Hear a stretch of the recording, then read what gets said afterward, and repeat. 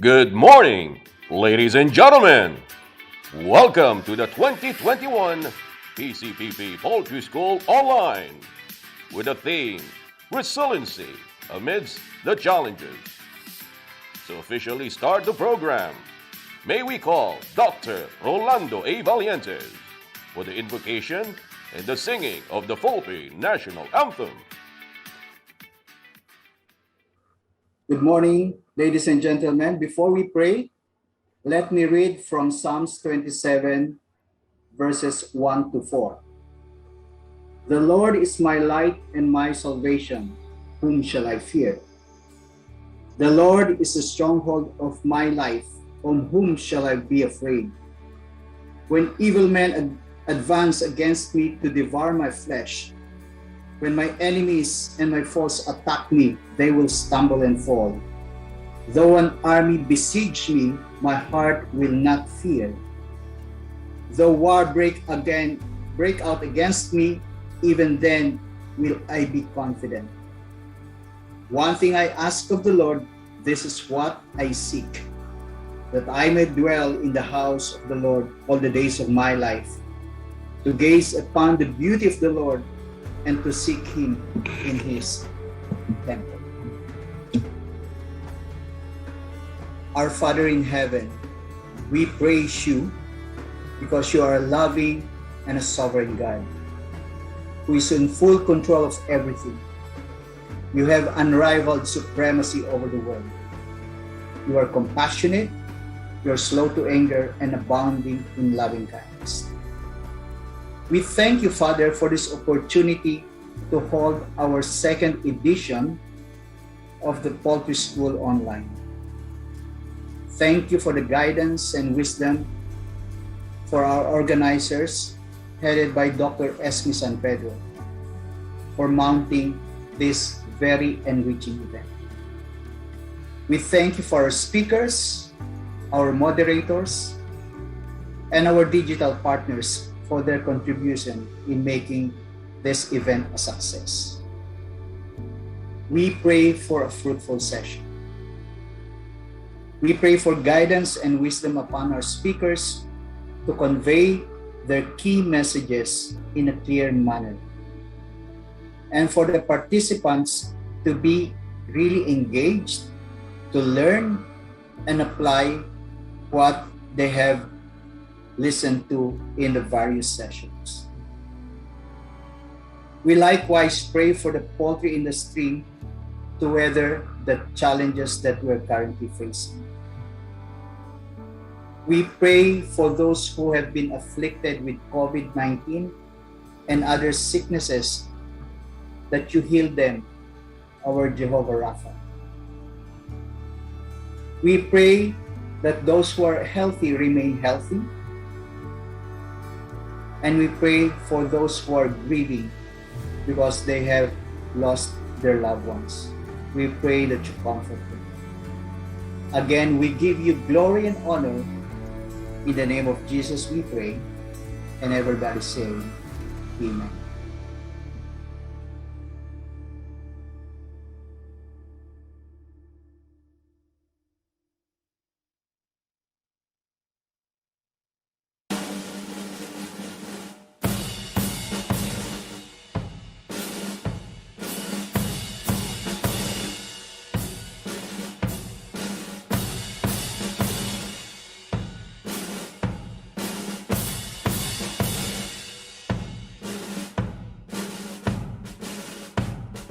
Tumayo po tayong lahat para sa pambansang awit ng Pilipinas.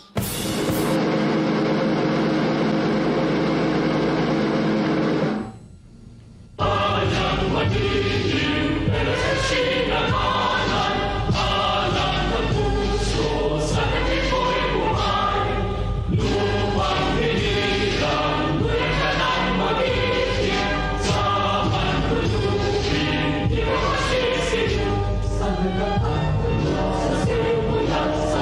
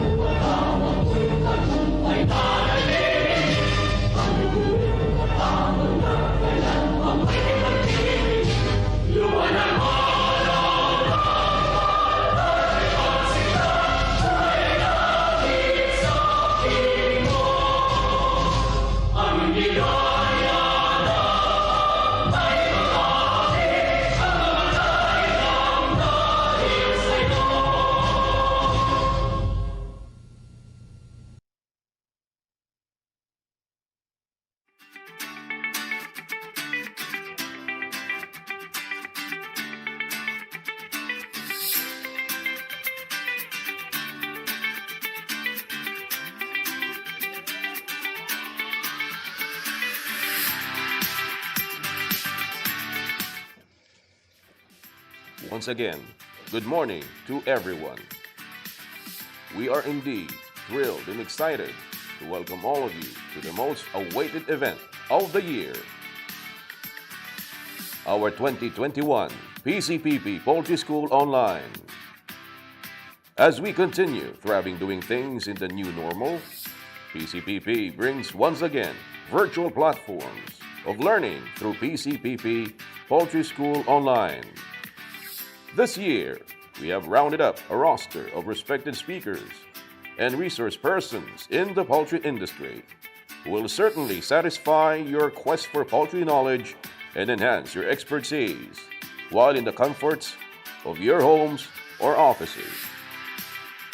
To start the ball rolling, ladies and gentlemen, let us all welcome the President of the Philippine College of Poultry Practitioners, Dr. Joy Michelle A. Literato, for her welcome remarks.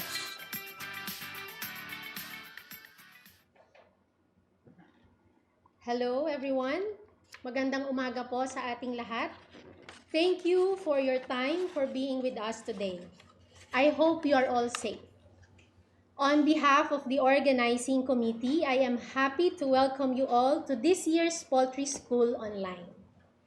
This is the second year that we are hosting a virtual poultry school as face-to-face event is still not allowed by our government. Our theme, Resiliency Amidst Challenges, is more fitting than ever as COVID-19 continues to disrupt the country's food supply chain. We have a great lineup of experts from across the globe who will share their knowledge and experiences for this two-day event. Like every year, our poultry school gets bigger and better in our desire to serve you more. So for this year, we have implemented two major innovations. First, we were able to transition to 100% online registration, which is proven to be more convenient and efficient for all of us. As I speak po, we already have participants that are veterinarians, agriculturists, farm personnel, nutritionists, farm executive, presidents, owners, and we are already garnering around 1,633 total registered participants. The second innovation that we have implemented this year is that in addition to the plenary session, we now have breakout sessions. So for the two-day Poultry School Online, we will have more speakers and more topic to listen to. Thank you to our hard-working chairman for this year's Poultry School Online, Dr. Esmeraldo San Pedro, and his team for making these improvements. Hats off to a job well done. We are very proud of you. I would also like to thank and acknowledge our sponsors. Thank you very much. Your continued partnership with us help us achieve more. And to all our participants, again, maraming salamat po. We hope that through our Poultry School Online, you will be able to find fresh and innovative solution to the problems that affects your respective organization, especially during these trying times. Together, let us all stay strong and united for a more resilient and sustainable Philippine poultry industry. Thank you and have a great day, everyone.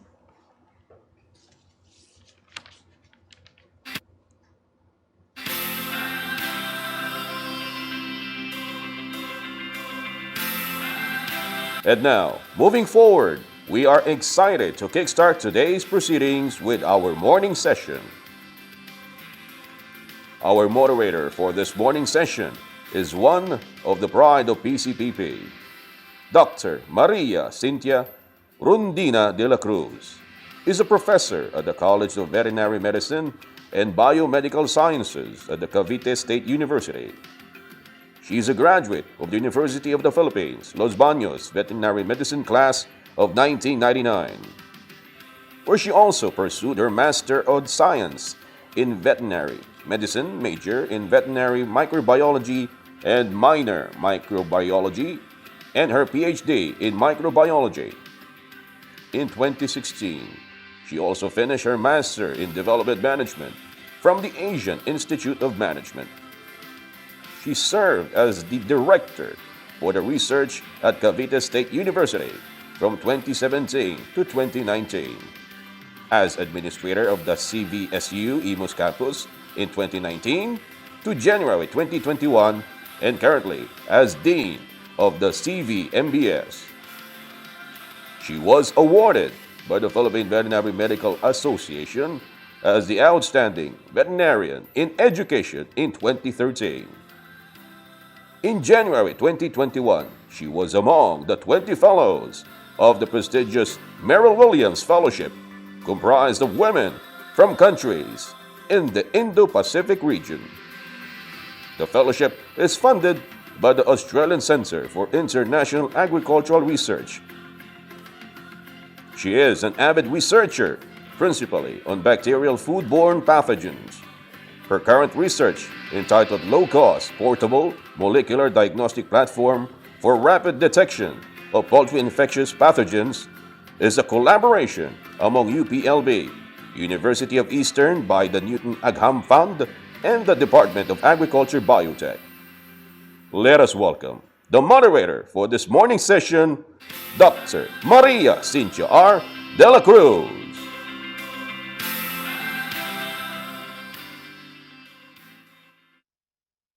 To the morning session of the PCPP Poultry School Online 2021. We have very interesting topics lined up for you this morning, and these are topics that are relevant to the poultry industry in this challenging time. Our distinguished speakers, who will be properly introduced later, will be discussing about how the poultry industry will position itself in the post-COVID-19 situation, the future of the layer industry, how to transform the poultry industry to achieve food security, and how to leverage the good animal husbandry practices in the poultry sector. The first paper to be presented for this morning session is How Will the Poultry Industry Position Itself in a Post-COVID-19 Situation? Our speaker earned his AB Economics degree at the Ateneo de Manila University, his Bachelor of Laws from the Ateneo School of Law, and his Business Economics degree at the University of Asia and the Pacific.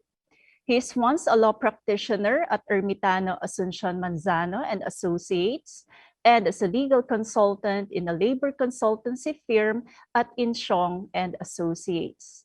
He is also the past president of Rotary Club of Morong and a Rotary District Assistant Governor.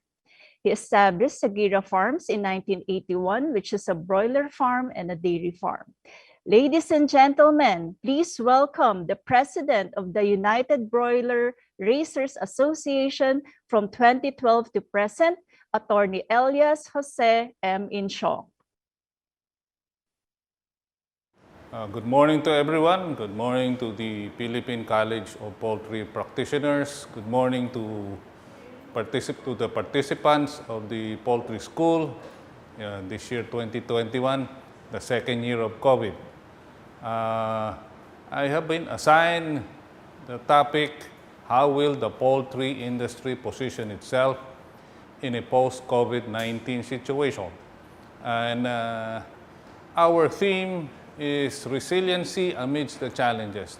Obviously, it would be interrelated. Expectations. I am not here to predict the future and give you specific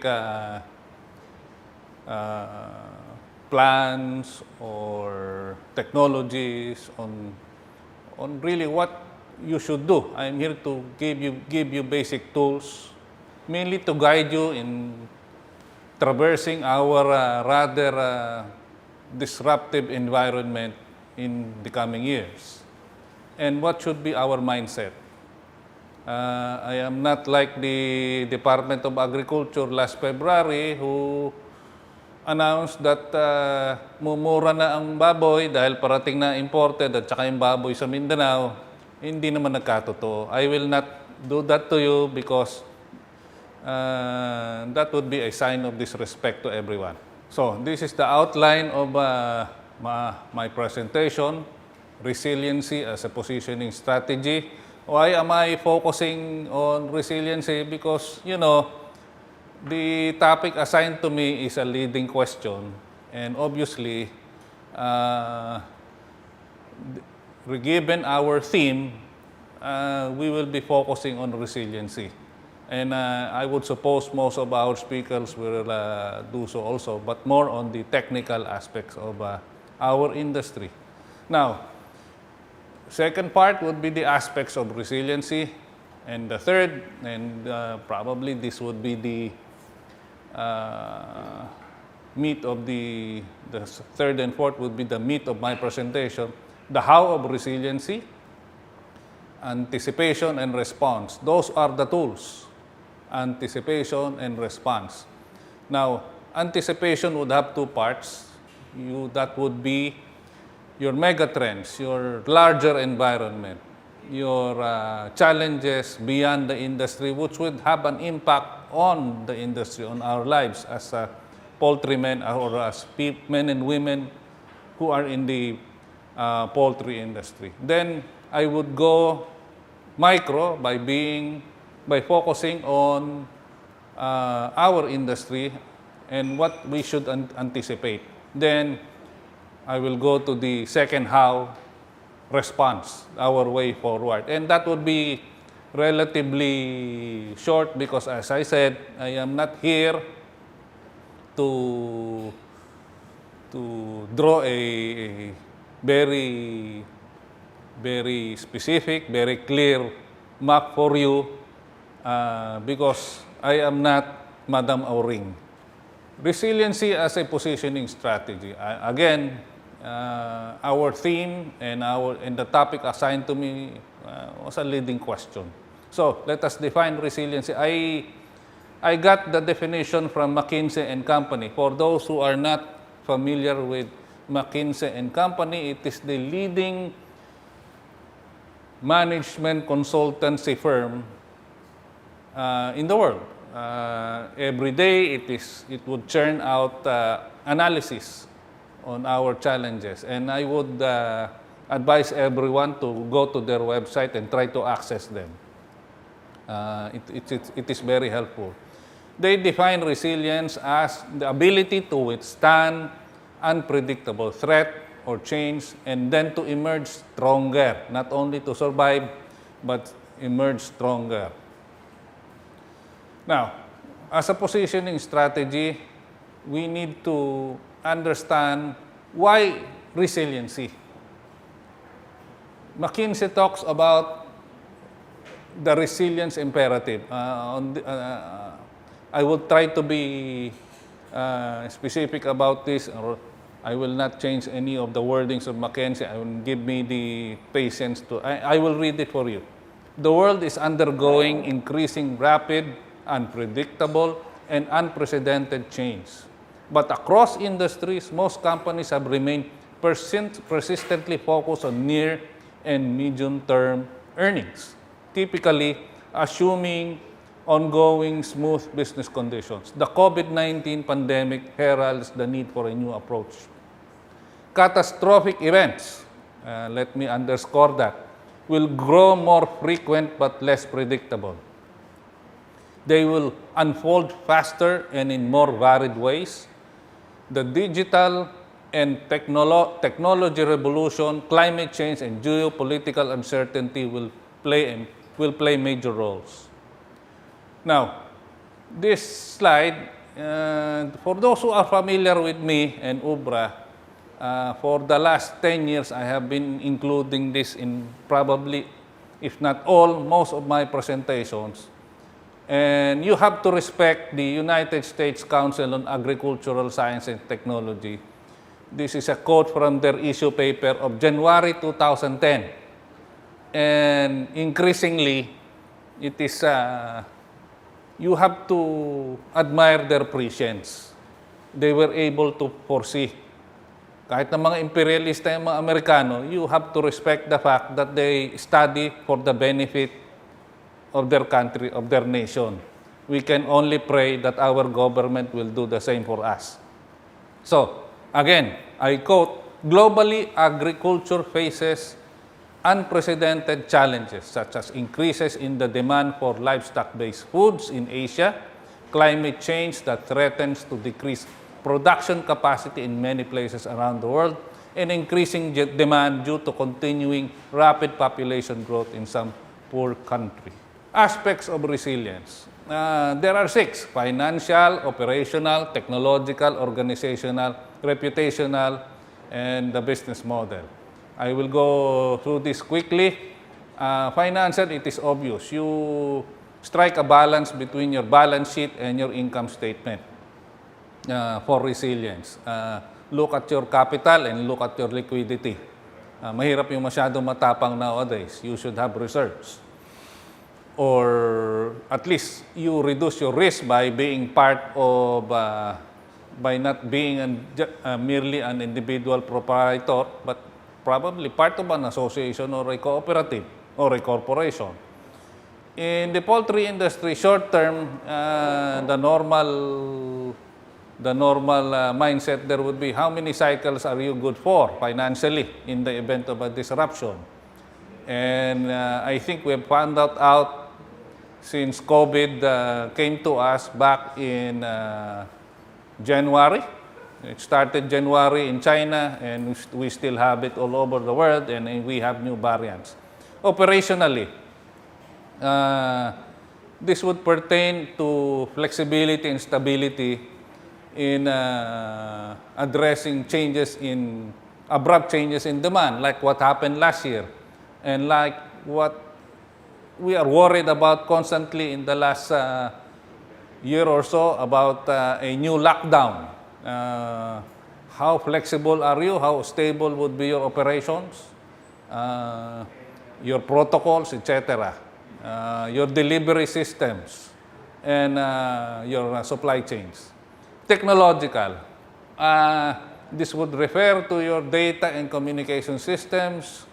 Although this is a highly Americanized or Westernized list, because they're now worried about hacking. Right now in our country, I don't know how relevant hacking would be. The younger generation would know. Contingencies for disaster recovery. For example, in poultry, your gensets or your alternative sources of energy, and I will discuss that later. It will be important in the coming years. Organizationally, how do you recruit, train, and maintain, more importantly, maintain talent? During disruptions, there is a temptation to fire people, to get rid of people. Let me tell you a brief story about Hewlett-Packard after the Second World War. Dahil matatapos na yung gera noon, there was an expectation, and it became true, that a lot of engineers, a lot of skilled workers will be out of work because tapos na yung gera. Hewlett-Packard, ang ginawa ng Hewlett-Packard, to use a Filipino word, nag-alkansya ng tao. Kahit hindi nila kailangan, even if they did not need a particular scientist or particular engineer, nag-alkansya ng tao, and it was part of their take-off. By the time demand became normal at that time, they had the people, they had the talent who respected them and who had a sense of, to use our language, utang na loob. And they became very loyal to Hewlett-Packard. Hewlett-Packard, these are individuals. They were scientists or engineers. And therein lies the human factor in resilience. It is not all about money. It is not all about technology or machines. Probably the more important aspect of resilience would be your humanity, how you treat people. Reputational. In our industry, environmental. One word, langaw. Another word, manure or ipot ng manok. How do you manage that? Increasingly, and that is why probably there is momentum in the development of subdivisions. We haven't had any major answer to that, at least in the perception of a lot of people. We need a pushback on that. Then social and governance issues. How do you relate to your LGUs? Business model. Later, the challenges I will discuss will have relevance in your business model. Would you want to remain in the broiler industry or in the layer industry? And if you decide to remain in these industries, how would you navigate? At what portion of the value chain would you earn your money? The how of resiliency, anticipation and response. As far as I'm concerned right now, the more relevant portion would be anticipation. And as I said earlier, the response portion, the way forward, given how nebulous the situation is right now, response would be the shorter portion of my presentation. In anticipation, you look at the macro, you look at the mega trends. This list you are viewing now is from the Bank of America. Again, it has a westernized context, but it is still relevant for us, portions of it at least. Peak globalization. And this is a concern for us because right now the world is moving towards local, shortening their supply chain. And yet for us here, we are stuck in the 1990s. Our Department of Agriculture and its economists are still stuck in the 1990s. They're still pushing for longer supply chains by emphasizing that importation is essential for food security. You can Google this, you can see the articles. That is their position. And at a time when the world is really underscoring the need, for example, Singapore. And Singapore is the favorite example of DA and its economies. Singapore daw is 90% dependent on imports. It's a bad example. Number one, kukunti mga tao sa Singapore. Mas marami pa yata tao sa Metro Manila kaysa sa Singapore. Number two, Singapore has a small landmass, if you can call it a landmass. And number three, more importantly, Singapore has changed direction. Because Singapore announced early this year or late last year that from 90% dependence on trade for their food, before 2020, at the very least, they should be at 70% only, if not lower. And they are so determined that they are the first country in this part of the world to authorize the sale of laboratory meats. And this is unfortunately, this is not in the horizon or even in the perception of our Department of Agriculture, because the emphasis again is import liberalization. Recession and quantitative failure, this is because this list was made by Bank of America before COVID. So at that time, there was a grave concern about recession and the ineffectiveness of monetary policy. I go to number 4, demographics. Theoretically, we are in a sweet spot. We have a young population, unlike China, Japan, and other. We have a young population, energetic, they reproduce, they have sex. Unlike the countries I've mentioned, and even in the West, you have declining populations of population of Caucasians. Then, of course, climate change, which is the common mega trend, the common thing which I have mentioned to you before.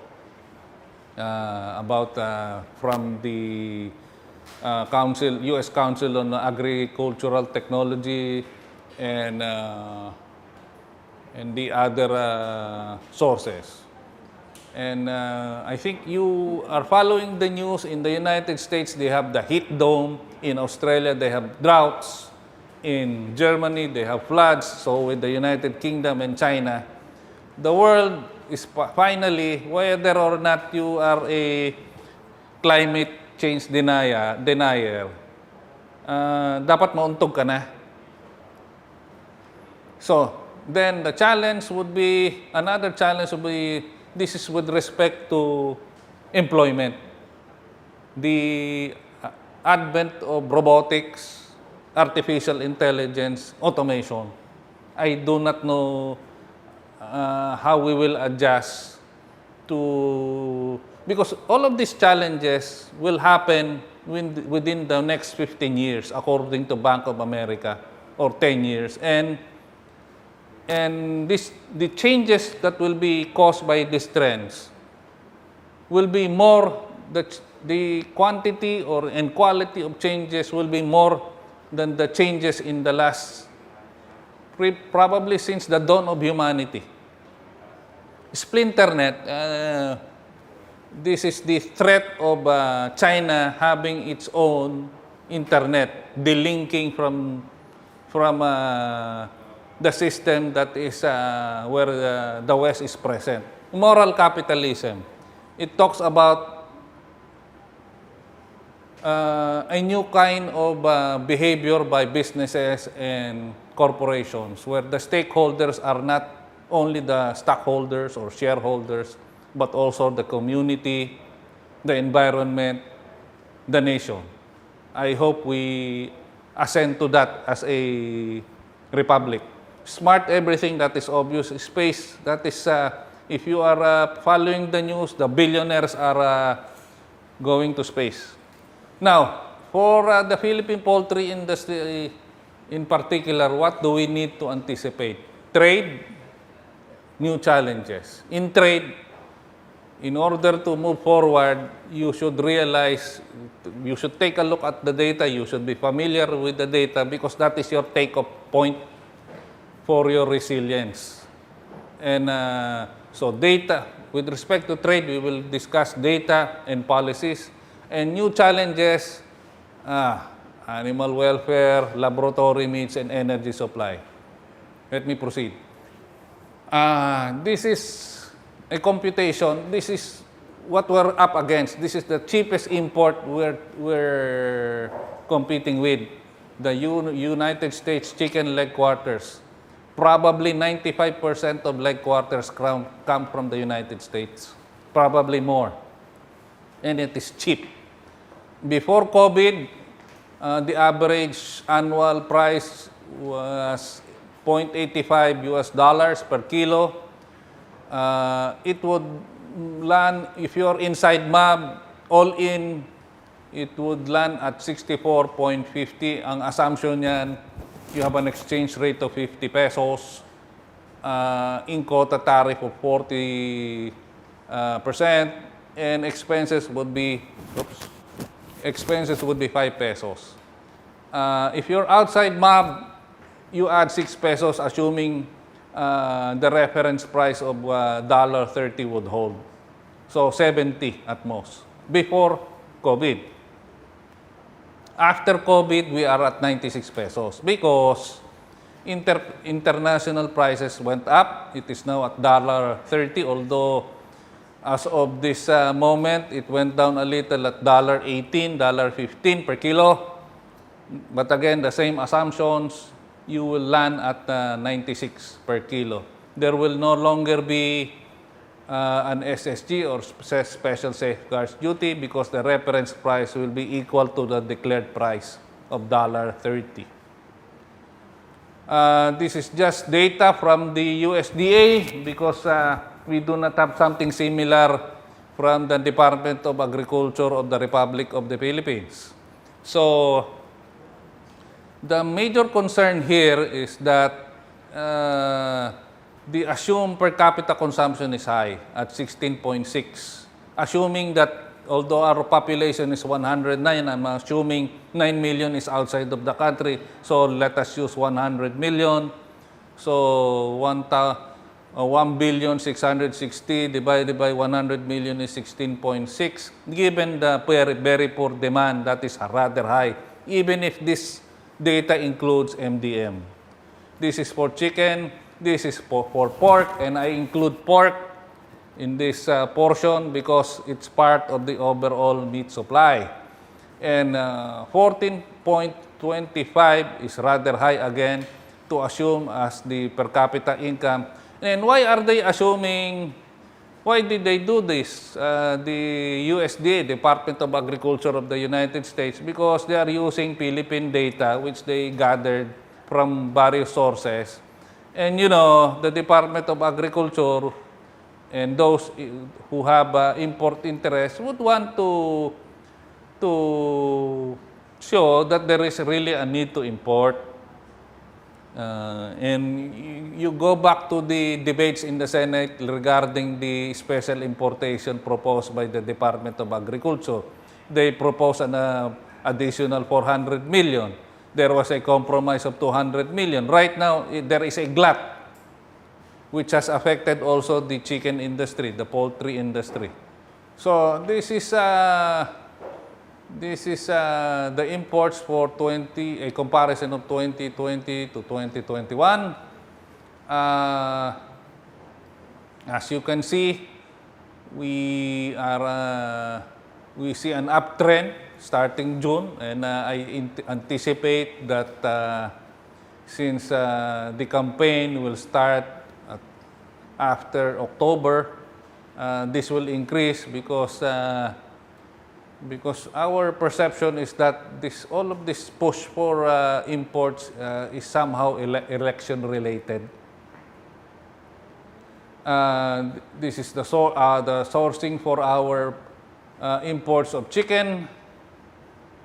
This is the data for pork, and as you can see, for the month of June, there's an increase of 369%.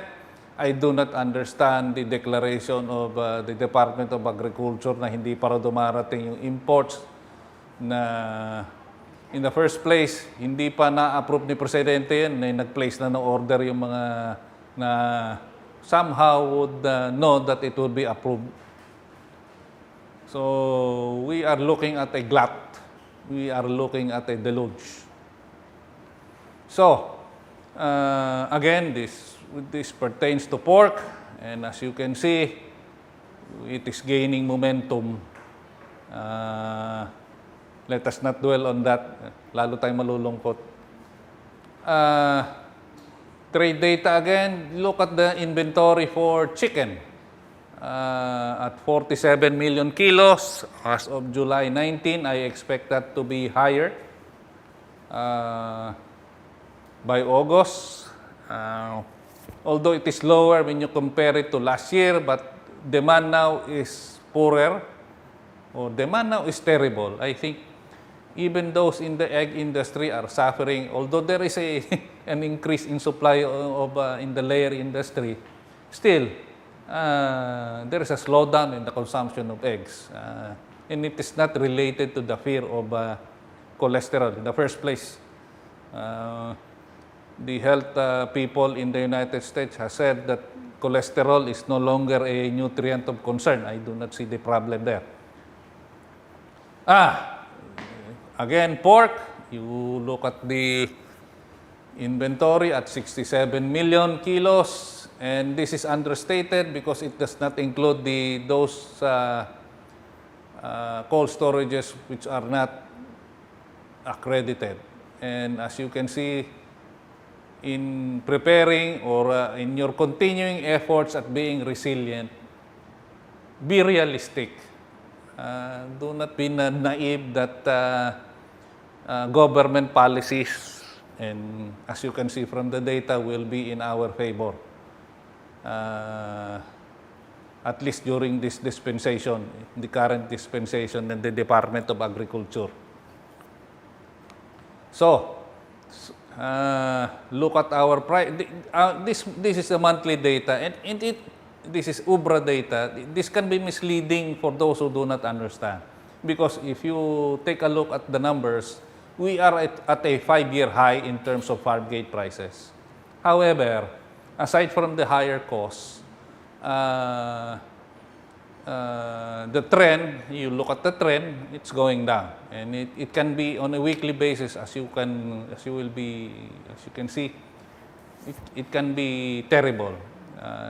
Look at April, 76, 80, 87, 93, then you go down to 91, the second semester.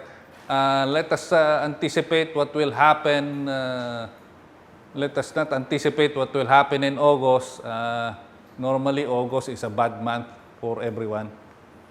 So for our cost for corn, we are at a probably we are at a 5-year high also, or probably the second highest in 5 years. 2018 was higher, but we are still in July. Soya, we are at a 5-year high.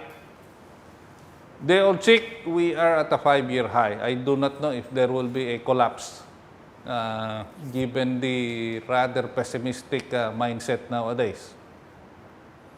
So, to give you an idea, again, on data, on policy, where is the optimism? The optimism is in importation. Look at the increase in numbers. From 20 to 40 players during the 1990s and early 2000s. In 2020, it was at 464. The last time I talked to Dr. Morales of BAI, it's at 560. And this is understandable because, you know, if you are a businessman and you see your government willing to forgo 13 billion pesos in revenues, in tariff revenues for importation, you would think na, dito na ako. Bakit pa ako magpuproduce?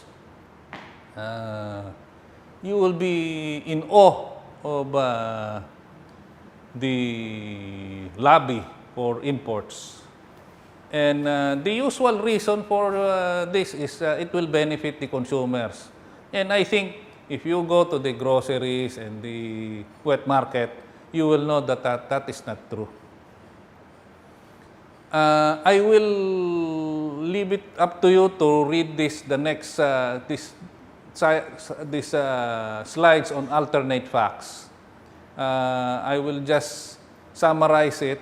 I will go because the basic theme of the DA and our economists is that we have a protected economy and a protected agricultural sector, a protected poultry and livestock sector, and it needs more competition, so we need to bring down the tariffs. That is not true. That is a falsehood. Whether before or after WTO, we were never protected, we were never supported. And I leave it up to you to read this, but that is the basic point of these slides on alternative facts. It is not true. The DA is engaging in false narratives that we have been protected before or after WTO. That is not true. And you can read these slides. Again, there is a disconnect between retail prices and farm gate prices. I leave it up to you. That is obvious. As for why do prices rise? Pagka umatras ang local industry and local production, disgrasya ka, aatras ka, then you will have lower supply. And this is just a repeat of a previous slide. Policies land use, this is rather obvious. We have no law and there is no security of tenure. The Mandanas ruling,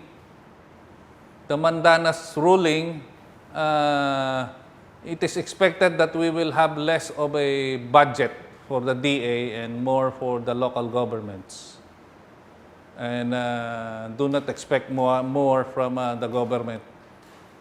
So, new challenges.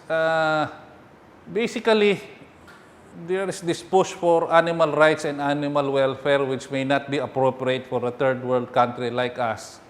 But that is a reality.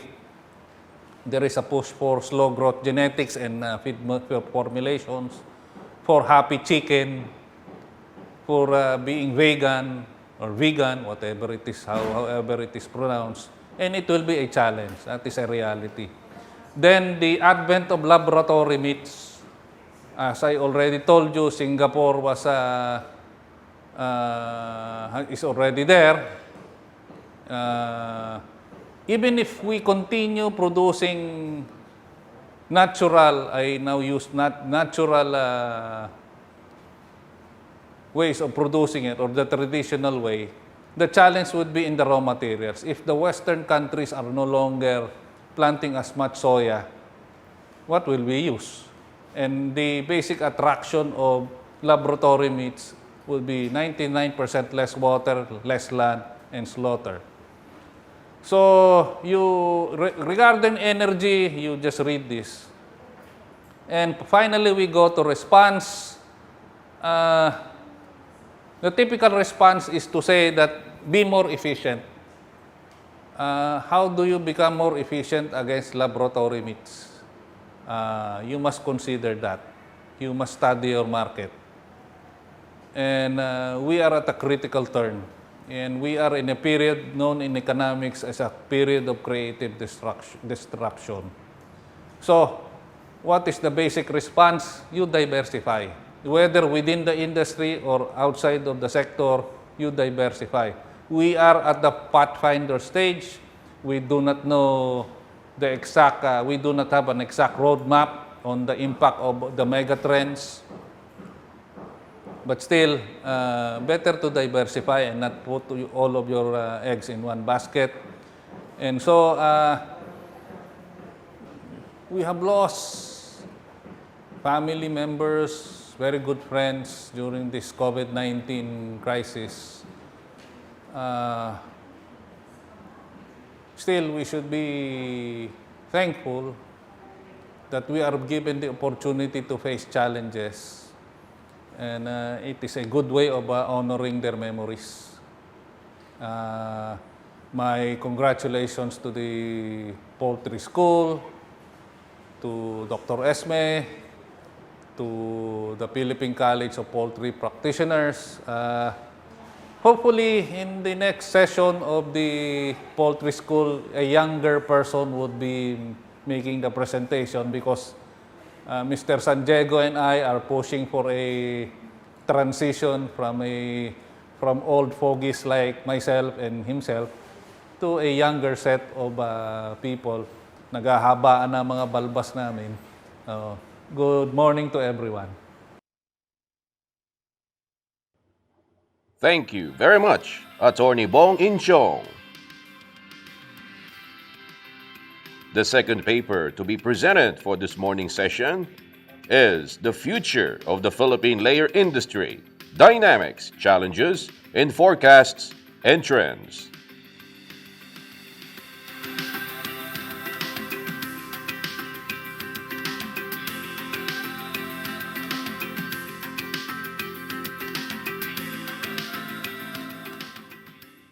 Hello, thank you, Dr.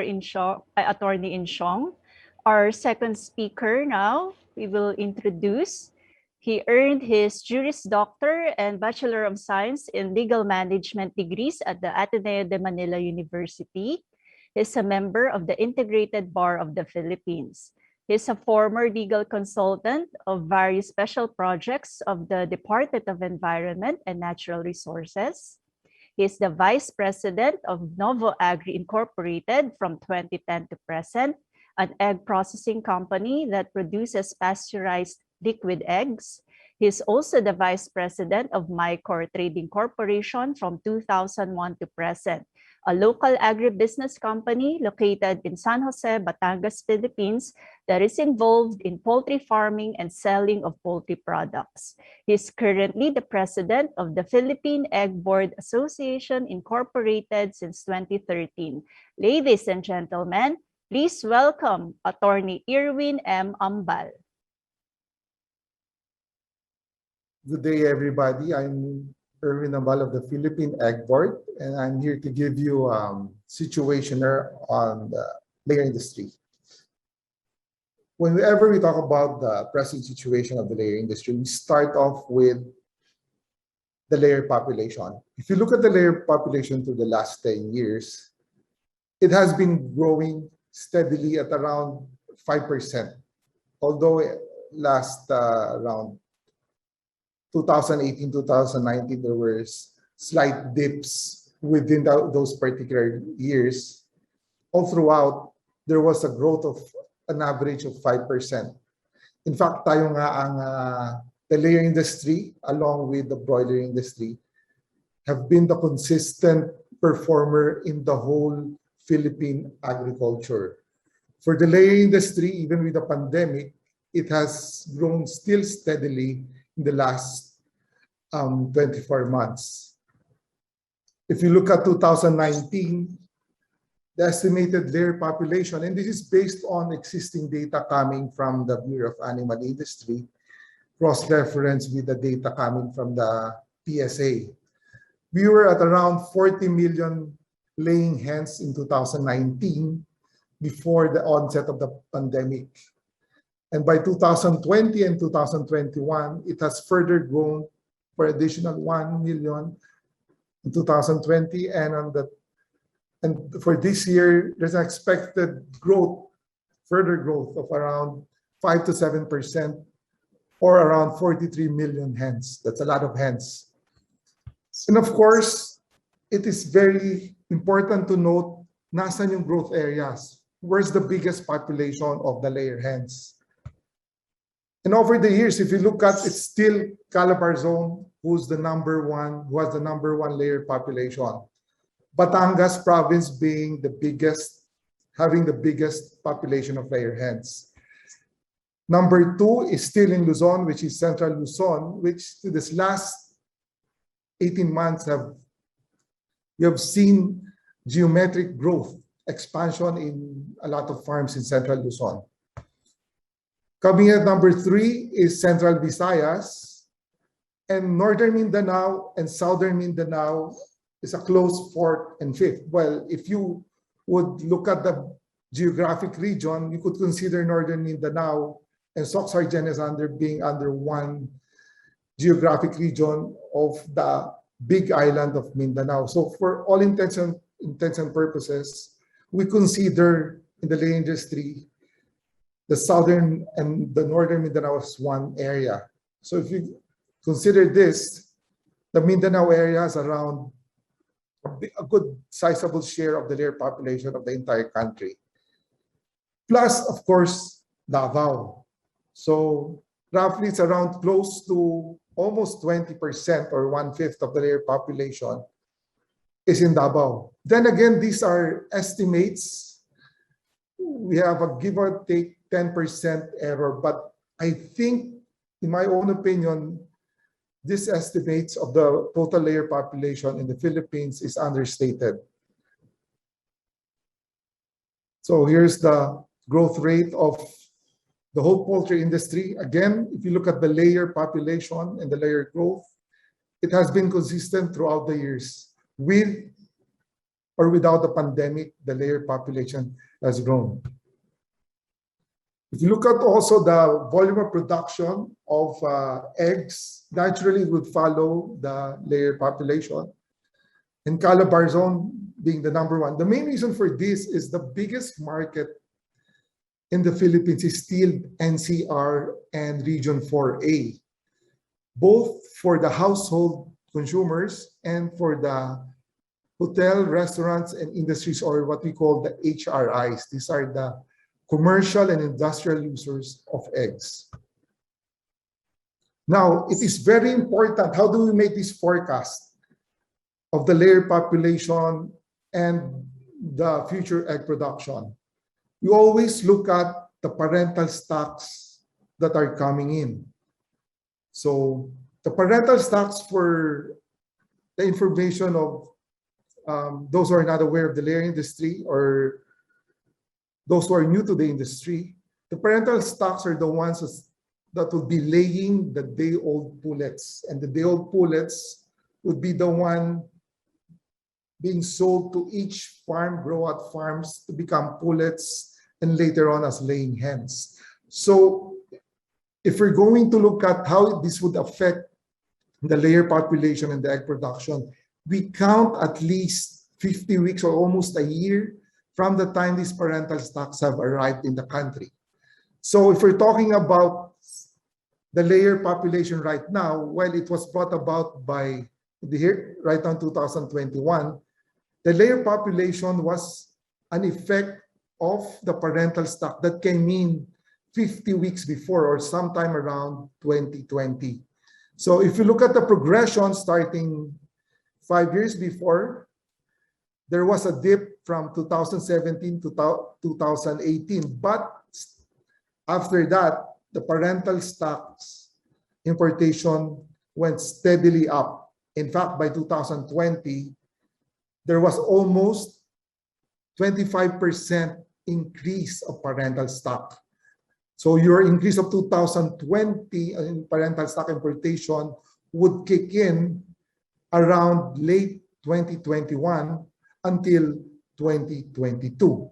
So if you want to look at the population in second half of 2021, the most important data would be to look at 2020. So what's important here? Most important info that we have to look at is the big growth of parental stock, around additional 100,000, almost 100,000 last year.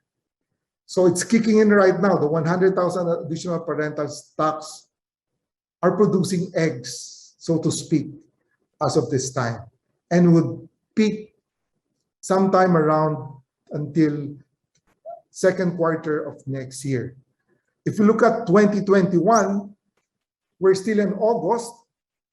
The forecast or the intention of the importers is to bring in 625,000 parental stock. So we're almost seeing around 25%, 20 to 25% yearly growth in parental stock. So more or less, there would be at least 25% growth in layer population at the very least we're talking about. Now, let's look at the geographical distribution of these parental stocks. Where are these breeder farms located? Again, the lion's share is still in Luzon. And some parts right now, we'll see some breeder farms, layer breeder farms being set up in Mindanao, a lot of them in Mindanao, and also in Visayas. Well, the good thing about this is we've always been pushing for at least one breeder farm in Mindanao and one breeder farm in Visayas for biosecurity reasons. So even if we, God forbid, we have disease problems which make it hard for farms from Visayas and Mindanao to import, because the last 10 years, most of them are importing their DOPs from Luzon through Manila. They had a hard time. They had logistical issues coming from by reason of either there was a problem with the airline, they changed their system, or there was a restriction coming from the government because of issues relating to, let's say, bird flu, in which they practically locked down the transport of poultry products coming in from flying out of Manila. And this has happened before. It's a good thing. The good thing right now is we're seeing some farms coming from breeder farms coming from Mindanao and also Visayas. So for that reason, the layer farms in these areas would now have security of stock for their DOP needs. Now let's look at the prices of DOP. If you look at the price of DOP, it has steadily gone up for the past years. In fact, it only went down a little this last few months. Since if you look at the price right now, it's around 60 pesos. So what does this tell you? If we have a 60 peso price for each of the DOP, it only shows that there's still an ongoing demand for day-old pullets as we speak. What does this tell you? It means that there would still be some growth further on down the road because the demand for day-old pullets has not gone down. So expect more layer population in the coming few quarters at least. So going back to the yearly parental stock arrival, let's take note of the 625,000 target. Actually, this is a forecast which was taken from the intentions of the breeder farms at the beginning of the year. I have private information coming from reliable sources that there would be at least 5 more new breeder farms that will be operational by start of 2022. So if you think these parental stocks are not enough, there would be more by first quarter of next year. At least 5 new breeder players in the layer industry. Now let's look at the table egg production. What's important here is, just like the layer population, naturally, if there's a growth in layer population, there's also a growth of the production of egg for the past 3 years. More or less equivalent to, of course, around 20%, give and take. But the tricky part here is this forecast is an estimate. It's really hard to tell, to come up with an accurate information on the production itself, given that there's so many things a layer farmer can do to affect the estimate on the production forecast. They can either cull early or they can molt. Once a layer farm molts, so they extend their layer life by at least another 20%. So that the forecast model would now be off by at least 10%. So again, a word of warning, these are very rough estimates of the production forecast. But for one thing's for sure, production has gone up for the past 3 years.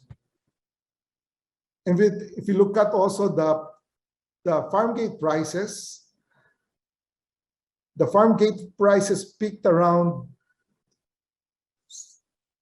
December 2019.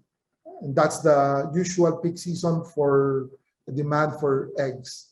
After 2019, coincidentally, the onset of the COVID pandemic, the prices of the eggs have steadily gone down, and it's still going down right now. If you look at the year-end, the price of medium in 2020 or last year, from 577 of the previous year of 2019, it steadily went down to 544. Right now, the price of medium is somewhere around 4 pesos to 450 per piece. And there's a big pressure for that particular size, or for the egg prices in general, to further go down. On the flip side, on the supply side, we are very aware of the challenges on the prices of the yellow corn. What's important to note here is, before the pandemic, around 2019, the price of the yellow corn was around 15.88. Now, what's the crucial part here? What's the most important thing? It's not so much the pandemic, but the ASF, the African swine flu, which unfortunately affected the swine industry. What's strange here is, at the height of the ASF, or when the swine population in Luzon went down, and consequently, supposedly, the demand for yellow corn also went down, the prices by 2021 are at an all-time high. So I haven't seen the highest price for yellow corn this month was around, somebody bought at around 23 pesos per kilo here in Luzon. That's an all-time high, historical high, at the time when the swine population in Luzon is very low. It's strange indeed, if you ask me. Price of soya has also gone up, but this is only around for the layer formulation, doesn't take up as much as the yellow corn. But what's important here is 2 years ago, we're used to the 21 to 24 peso per kilo level. Now it's hovering around 27, 28 this year. Now, the way forward, the yellow corn issue. We've learned this year that even with a very low demand for yellow corn and a not so bad harvest, a decent harvest, is they're not a guarantee for a stable supply or a stable price of yellow corn. We thought the yellow corn would stabilize around 15 pesos since there was not much demand coming from the swine industry. But to our surprise, it hit around 23 pesos this August. So what's the lesson here? We have to have enough supply between harvests. So we don't know, we have a fairly good idea why prices shot up to 23 pesos. But what's important here is the layer industry should learn that we have to have our own storage facility for yellow corn, enough to tide us over to the next harvest. So when we start buying at around March or April, it should be enough to cover us till the next harvest, which is around September. We have to have enough supply of yellow corn for our feed mill. I know the layer farmers or even the feed mills producing layer rations are very much against using big silos because of QA issues on the yellow corn, but we have to learn how to store up yellow corn in big quantities. Secondly, which we have already started to use or learn to use, is we have to be very flexible to switch to yellow corn alternatives, especially the wheat. There's a lot of sources of wheat. We also have to bank on this, store this as an alternative regularly. So we have good sources from Ukraine and from Australia. Although there would be additional cost for this, nothing beats the lesson we've learned this year. So it's worth the risk. We have to have wheat in reserve also. So another very important thing we have to consider is the effect of the COVID pandemic in the layer industry. Ano bang malaking epekto talaga? Well, at the start of the COVID pandemic, there was an increase in household consumption. So people thought that it was good. The COVID pandemic was good for the egg demand.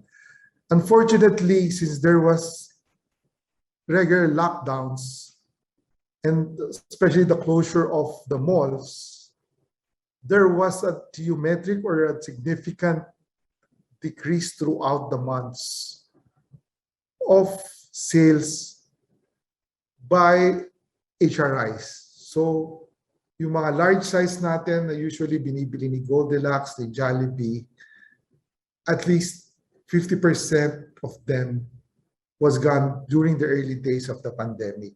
And to this day, while they're still recovering, there's still a big loss on the demand for large size of eggs from the HRIs. So we have to contend with that. So ang in demand ngayon right now is the smaller sizes, starting from peewee, believe it or not. There's a constant demand for peewee, small sizes, medium sizes, and not so much for the large and XL sizes. So market opportunities have also changed during the pandemic. And naturally, the excise demand, since maraming HRIs ngayon ang under 50% lang ang kanilang production. Another important issue we have to contend with is the logistical challenges and the calamities, both natural and man-made. So we have to be prepared for this. Typhoons, every now and then we have typhoons which either affects our farms or the transport of our goods. So marami nala-lockdown, but through the years, we have learned to live with this. But the more important thing is climate change. Right now, we have dips sa temperatures natin.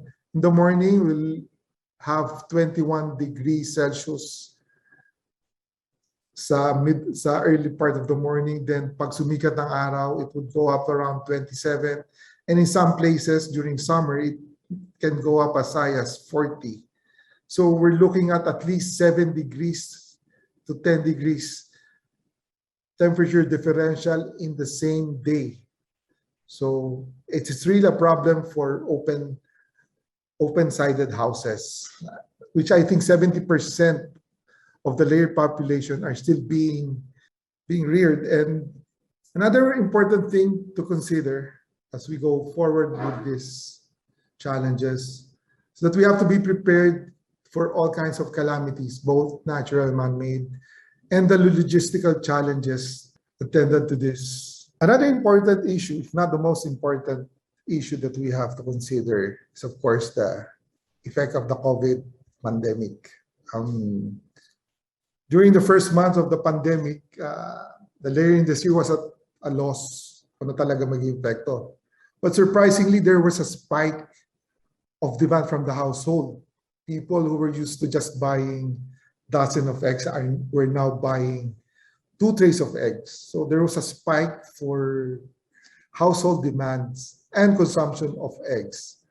But unfortunately, on the flip side, due to the economic slowdown, a lot of the HRIs, hotel, restaurants, and industries, went into either a slowdown or a complete shutdown. Pineg namin ang average of around, at the onset of the COVID pandemic, there was a 50% slowdown from the HRIs. So that translates to at least also a 50% lesser demand, especially for the large size eggs, large and XL, and even the jumbo sizes. So what was in demand that time and even up to now are the smaller sizes, even as small as the PV size. So market opportunities change a lot during the COVID pandemic, as with other agricultural products. Egg size demand, as I've mentioned, is now more in demand, or we're now focusing on looking for smaller sizes rather than the big sizes. Another important thing to consider is the logistical challenges that comes from these natural and man-made calamities. So when we had the even influenza problems a few years back, nagka-problema tayo how to transport eggs from one province or from one island to another. The same thing happened when we had a problem with the COVID. Even our workers couldn't go to the farms.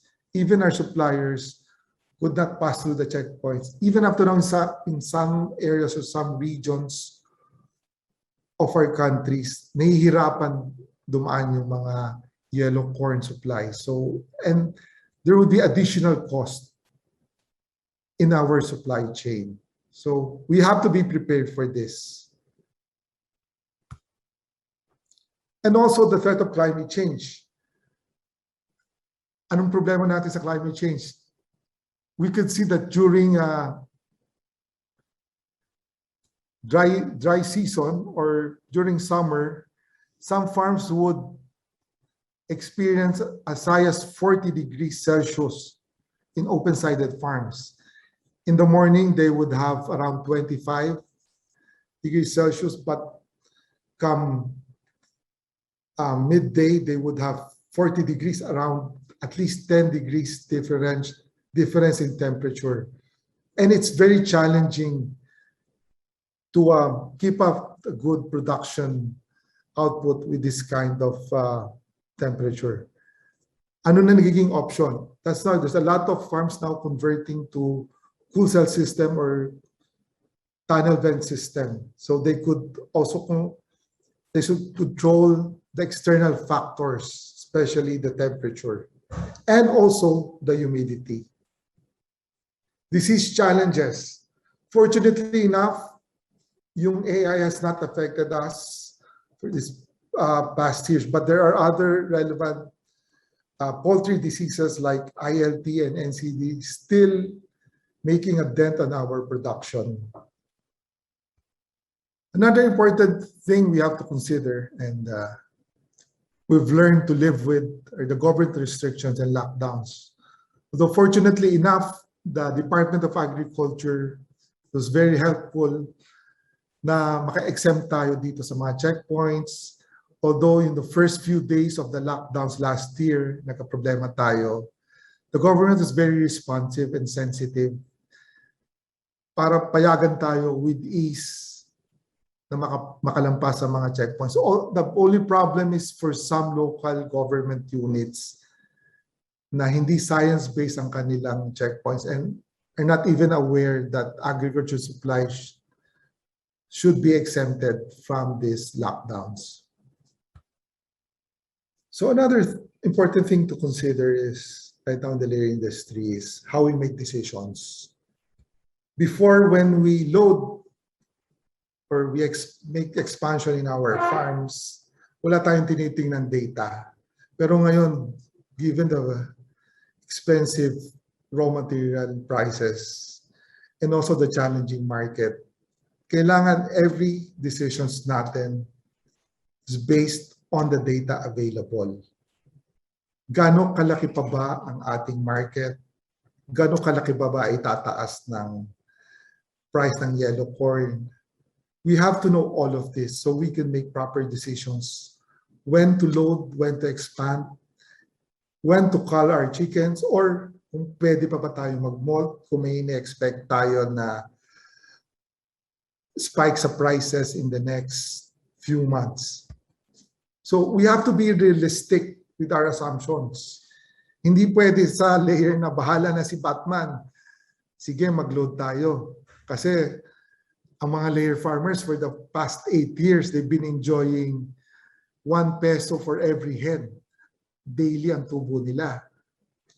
I know of one swine farmer who switched to layer farms in the later stages, medyo pangit na yung market. Instead of 1 peso per hen daily ang tubo niya, is naging 1 peso daily per hen ang loss niya. So, we should be realistic on our assumptions. We should ask people knowledgeable about the existing data. And there's plenty of people to ask. We should, without plugging anything, should join farmers groups or people in the network who would have this data, economic data, and also data on the prices of the raw materials. Very important thing also is periodic monitoring of feed cost. Easily, every day, you just look at how many bags of feeds particular building has consumed and how many trays of eggs they have produced. You could kwenta bukid, ika nga, makikita mo what's your feed cost price per egg. And you could readily see if you're still earning money. So it has 2022 in store for us. Well, these are my personal, not predictions, but ang assumptions ko or forecast is I think there would still be some periodic MCQs and lockdowns. The problem is there's also diminishing budget for the ayuda. And on the flip side, the supply side, as I mentioned earlier, may upward trend, pataas pa rin ang layer population and consequently, ang supply side ng eggs through the whole year of 2022.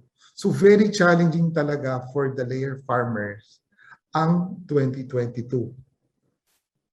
But if you still want to go through with this business, sa layer farmers, we should focus more on how to address the household demand.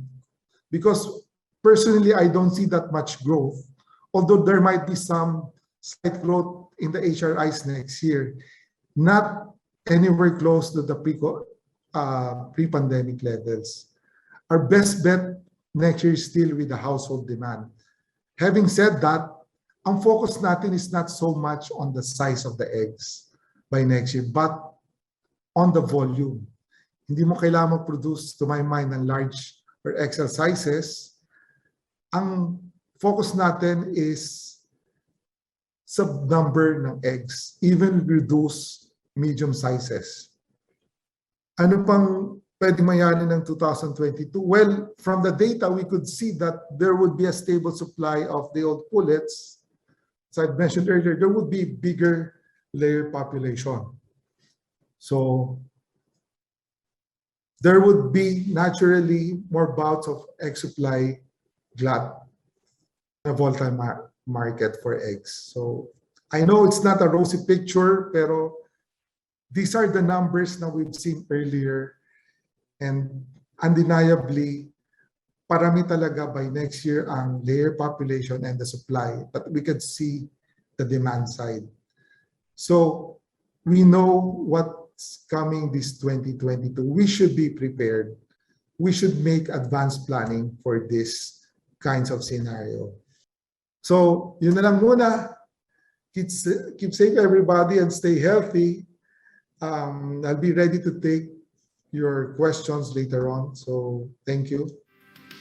The third paper to be presented for this morning session is Transforming the Poultry to Achieve Food Security.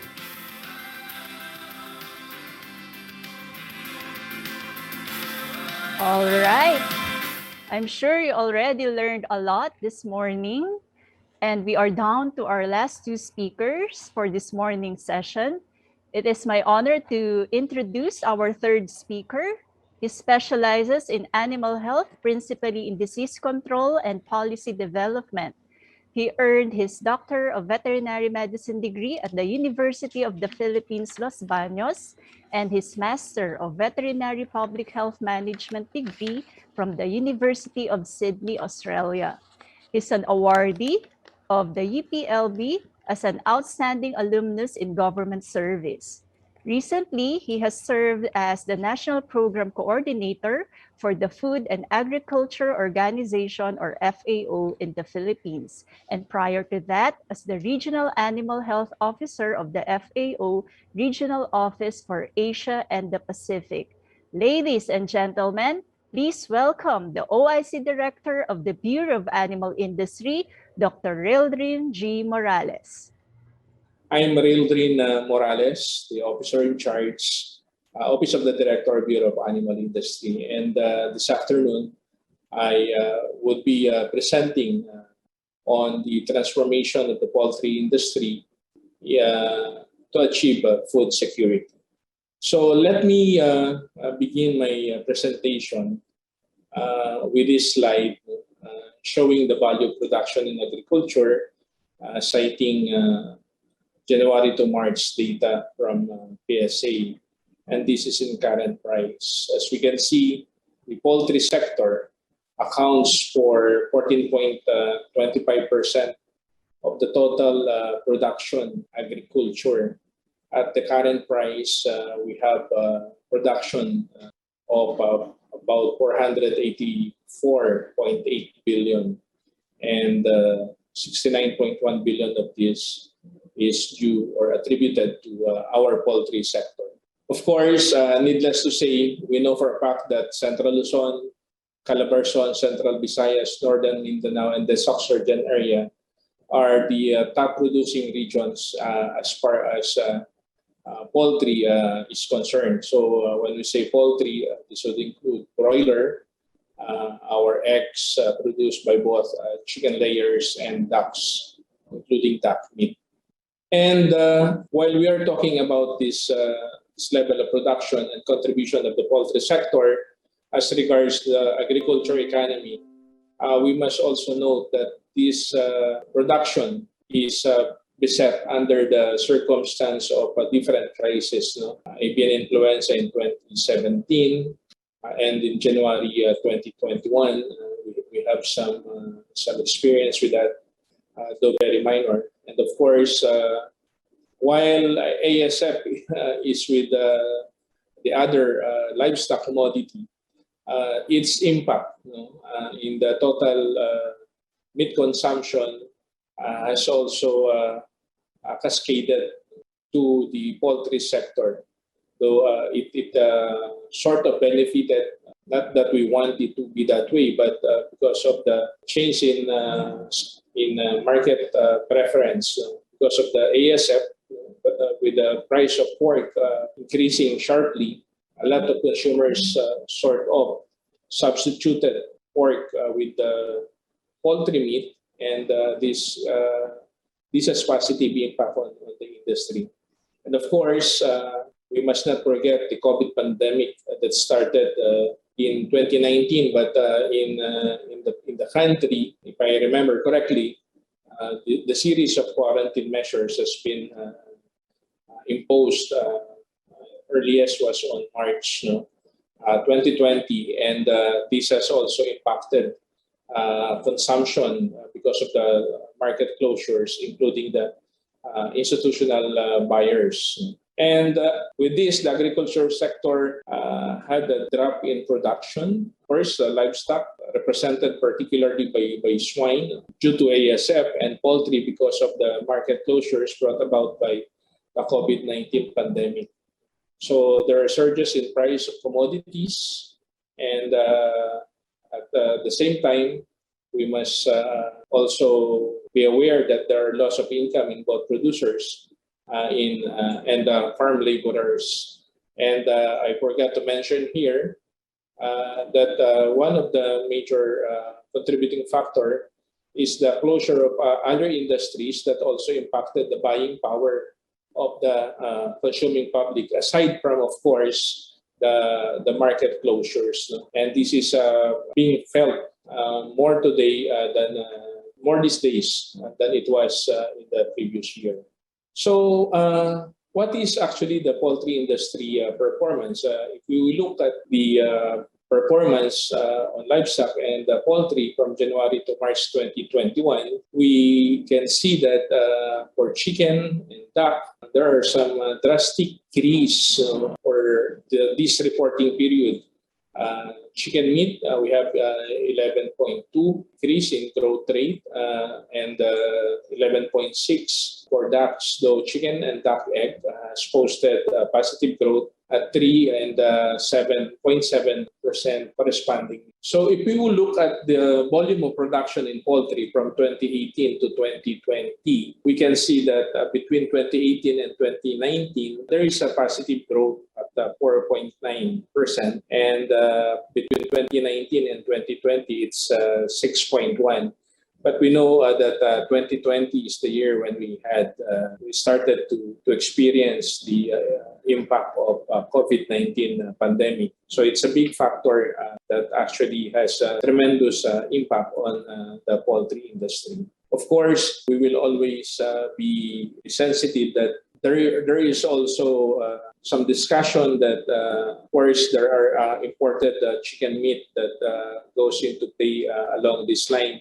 But these are market-driven forces, and of course, we recognize that while because of ASF, there are some importers and of course some growers or producers who anticipated that there will be an increase in demand in chicken, has this kind of anticipation that they projected more production, possibly more importation, and during the lockdown that started in March 2020, we just have too much supply that reverberated, the impact of which reverberates until or being felt until the early part of 2021. So these are just the value of poultry production at current prices, while the chicken posted a positive growth rate between 2018 and 2019. It posted a negative growth rate between 2019 and 2020. Considerably, we can also see that chicken egg remained viable, and as well as duck egg in terms of value at constant prices in millions of pesos. So given all these preliminary dynamics that we have mentioned, what are the potentials of poultry industry? The potential of poultry industry remains that, of course, at this present setup, it is the most viable alternative source of protein aside from pork. No, for a growing population of Filipinos, we are more than 100 million, and a good percentage of that population, looking at the demographics, almost half of our population is between the ages of 2 to 40.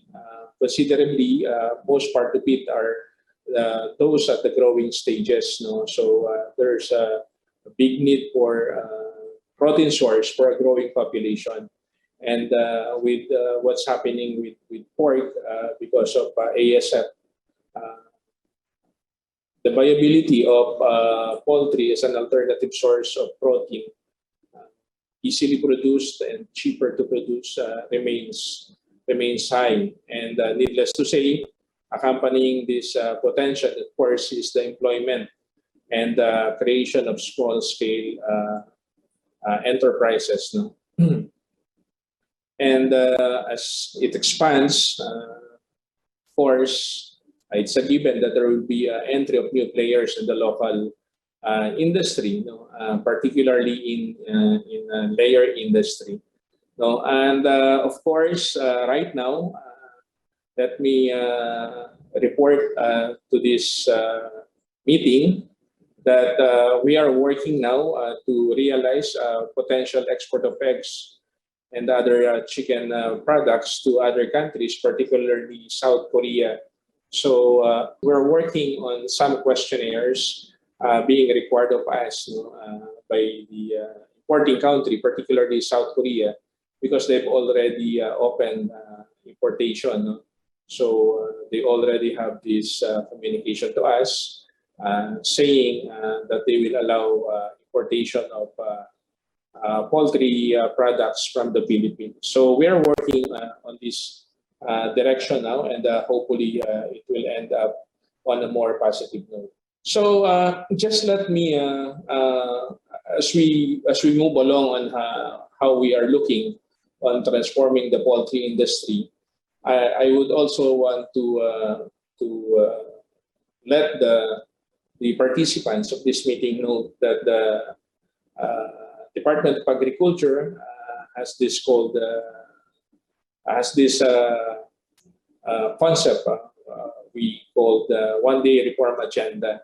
So it is composed of pillars and key strategies in transforming Philippine agriculture. So of course, it's anchored on consolidation or clustering. It will be composed of different areas of support. One is clustering, as I've mentioned,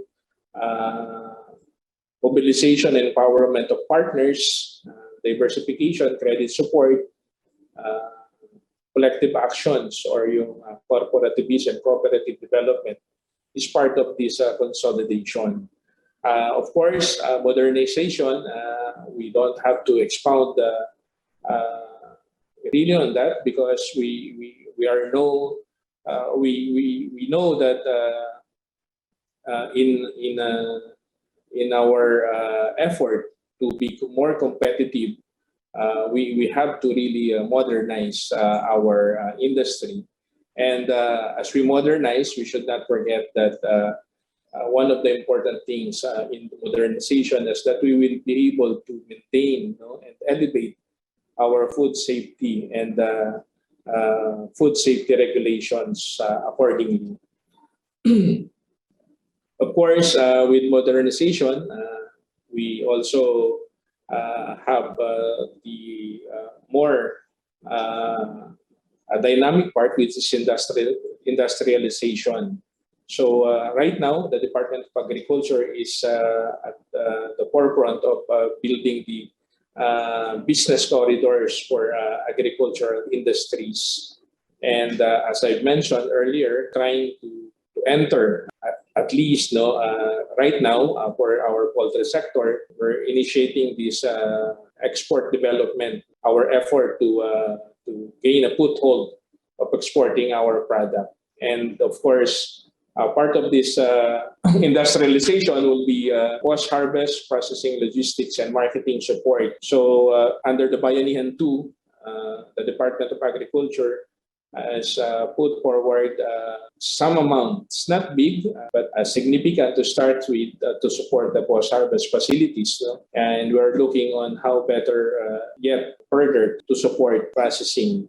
Isa pong tinitingnan natin dito, one thing that we're looking at, of course, is we are hoping that the poultry sector will be able to, sooner than later, go into the processing of this MDM, or the mechanically deboned meat, which is the bulk of our importation, which is being used by all of our meat processors. I would say all, if not most of them, are using mechanically deboned meat, and we're hoping that we'll be able to have that here under the pillar of industrialization. We are doing it at smaller quantity with some of our companies here, local integrators, and what we're hoping is that there will be more investment for the bigger players in the industry to invest more on this side of the industry. And of course, professionalization. And that is the reason why I am thankful to the organizers of this Poultry School Online, because this goes to support this another pillar, which is professionalization, keeping our veterinarians, our practitioners abreast with what's happening or the development in this sector, the technical aspect of things as far as poultry production is concerned. So for the part of the Bureau of Animal Industry at the Department of Agriculture, some of the key programs that we are doing now are we're trying to disseminate country's poultry technology. We're doing farm trial result with private companies to farmers. We're looking at the smallhold farmers to improve production efficiency and breed performance. So we're doing it with selected state universities and selected multiplier farms. So these activities may not be that big, but it's key in a sense that our smallhold farmers will be benefiting with these endeavors. And of course, in the area of animal health, we're strictly implementing disease control measures as far as transboundary animal diseases are concerned, like highly pathogenic avian influenza. We are constantly monitoring disease occurrences and the behavior and the spread of HPAI, the pattern spread in other countries, particularly in Europe, and we're keeping abreast our ban as far as the spread of HPAI in Europe is concerned. So kakaasa po kayo, the Bureau of Animal Industry will be more vigilant on this aspect. While of course we have trade obligations to allow yung importation ng poultry meat and products to in the country, makakaasa po kayo that the Bureau of Animal Industry, Department of Agriculture, will be very vigilant as far as SPS concerns are there. Actually, there are a lot of talks already with trading partners complaining that today the Philippines is not recognizing the regional ban as outlined by OIE or the World Organization for Animal Health because we remain steadfast in our reasoning that the diagnostic infrastructure of our livestock and poultry, given that substantial holdings of our livestock and poultry remains at the account of our smallhold farmers, we simply will not be able to handle shocks that will be brought about by transboundary animal diseases like HPAI And as we can clearly demonstrate with what's happening with African swine fever, that we're still reading on the impacts and effects of ASF. Of course, in regards to animal health, we are continuously reaching out to local and regional counterparts, our colleagues from the local government units, to be more prepared and try to look at them as our better half with regards to implementation of animal health programs. And of course, colleagues from the private sector. We will not be able to do it on our own. We have existing level of organization and networks, call it task forces or committees, both at the national level and the local government units. And of course, kasama po dyan ang industry players, kasama po dyan ang stakeholders from the industry. And we are continuously implementing surveillance activities and biosecurity measures. And we are still trying to improve our reporting system, our sensitivity with regards to disease incidences. No? So yun po ating PILAIs ay patuloy po nating pinapalakas at this point. Of course, food quality and safety, yun pong ating imposition ng stringent sanitary and phytosanitary standards in livestock and poultry products. Kapartner po natin dyan, of course, BAPS, Bureau of Agriculture and Fisheries product standards. No? Nagsaset tayo ng standards para doon sa ating fresh, primary and secondary process agriculture and fisheries products po natin. So we're working with other agencies, regulatory agencies like NMIS to ensure that we will be able to accomplish all these things. And of course, as mentioned kanina, ano po ba yung mga niro-roll out natin na technologies doon sa ating mga smallhold farmers? Of course, these are product of our research and development. Initially, we're talking about itik Pinas, which is a higher average production and productive period. No? This is a local breed that has been developed by BEI together with other partners such as Picard DOST. At ito po yung patuloy nating nilalakad ngayon. And tinitingnan natin na kasunod na po pwede natin gawin ay yun naman pong meat type or yung Peking duck. And the same is true, improve chicken breed para naman po dun sa ating other markets. We are trying to develop a local breed of chicken that will be able to subsist under local condition, reared a la backyard style, and at the same time will be able to provide good meat. And we are hoping that we'll be able to develop this and keep with us a good genetic material, genetic line that we can maintain. So much so that we will not be too much dependent on importations as regards this breed. So again, this is our effort right now. So on this slide, I have some challenges listed that needs to be addressed.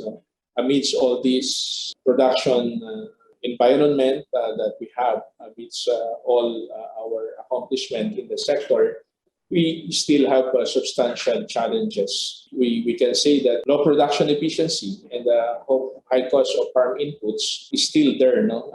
Benchmarking our production efficiencies with our neighbors, looking at this benchmark formation to look at our competitiveness.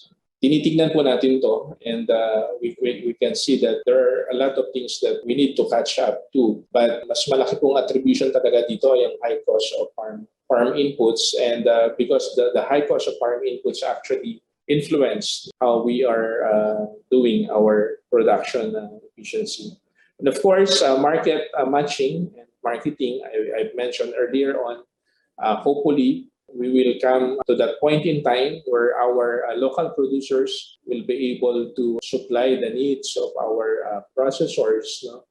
Of course, hoping that we'll be able to find ways to address the high cost of farm inputs that we have. Of course, feed costs and continuous effort to get a better understanding of available feed ingredients is a key factor to this one. And as I mentioned, this is outbreaks. We still have problems with diseases, and we need to have this addressed. And later on, while we voted the OIE General Assembly on against the provisions on animal welfare-related issues that bans the use of conventional cages of layers. Of layers. This is one thing that I can see coming. We are able to hold it in abeyance this year, but there will be more push on this direction in the coming years. And this is something that we have to look at and be prepared later on. Transforming the poultry industry, we have to have developed integrated feed grain livestock poultry policy. And ito na po yung ginagawa natin ngayon. We're trying to work our production of corn, looking at how best to supply the need of the local industry. Medyo may kakapusan po tayo with regards to sa ating production ng corn, and where the department is trying to address that.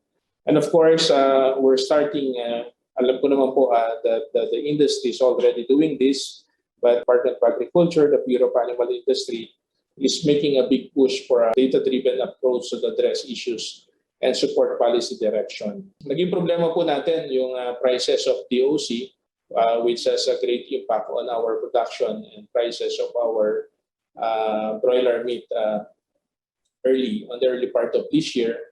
And right now, we are keeping a close monitoring of our importation ng grandparent stock natin, ating parent stock, even with layers, and we are trying to factor in even the arrivals of DOC and hatching eggs. And we're trying to develop with some members ng PCPP and some industry stakeholders who are working with you in developing this one. This is a product of our collaboration. We have developed the broiler chicken projection based on life cycle model. So technically, these are based on our import data and projection of life cycle, and we're looking on how much chicken we'll be able to produce in 2021 and 2022. Of course, this data is a straightforward data, meaning to say there are no interventions here and no shocks provided on this data. These are based on the assumptions na lahat ay mabubuhay. At a certain percentage, lahat ay mabubuhay, lahat ay lalaki. So this is what we will be having. This is as of July 2021. Of course, if we know how many heads we have, we know how much broiler meat we will be making. So I will not dwell much on this. We can make this data or information available to you. I have already instructed colleagues from Quarantine Animal Health and LRDD to create a site where all this information can be lodged and be accessible to our industry stakeholders, for our industry stakeholders to look at and use. So yan po, and of course, ipakita ko rin sa inyo to. We're also monitoring po yung importation data natin ng chicken, ng mga cats, and this data also will be made available to you for your information and appreciation. We have here the total issuances of import permits at ilang percentage lang ng import permits na yan yung dumating, ilan dyan yung under sa MAB, ilan dyan yung outside of MAB. This will be available to you, colleagues from the poultry sector. So your business decision can be better guided as well. And no less than the Secretary has given the instruction to have this available to our sector.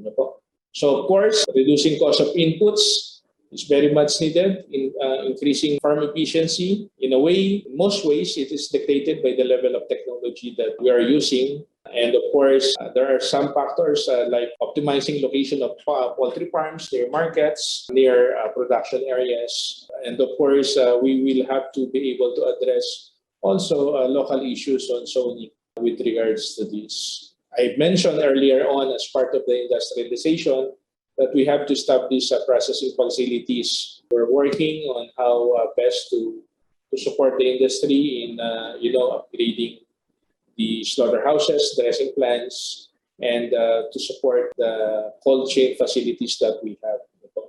Marketing and logistics.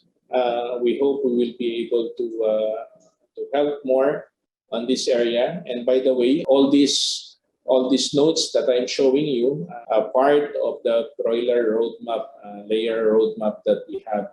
So, ayan, kasama po dyan yung marketing and logistics, and how we can include in this is, of course, how we can harmonize our policies on movement together with LGUs. Right now, we're talking with the National Meat Inspection Service on how best we can reduce the time elapsed between inspection at the dressing plant for broiler, and we're looking that the same certificate that will be used by NMIS upon inspection will be used as well, as the shipping permit, para hindi na magkaroon ng abala. We are sensitive on the impact 2 or 3 hours delay would have brought to the shippers from dressing plant going to the market pag nagkaroon ng delay. Intindihan po namin yan, yung problema na yan, and we will work with you closely when we have more concrete items for discussion with NMIS on this area. Of course, we would have to update the master plan. This is more mostly talking about our industry roadmap or the poultry roadmap that we have. We understand, and right now what we're doing is that we want the private sector to take the lead in the development of this master plan or in formulating this master plan, because it has to be private sector driven, primarily because it will impact the private sector, and we know the reality that the private sector on its own actually kaya niyan. So the government's role is actually to level the playing field and make the environment conducive for the private sector to grow more. We're looking at the strengthening public institutions under the department's responsibility, under yung research, extension, regulation, and quality standards. And another one, we are working with the Korean government para po dito sa sector sa initiative na to, because we want to have a private sector government project on the traceability of meat products. This is a must if we will go on the area of importation, and if we will try to elevate our food safety activities.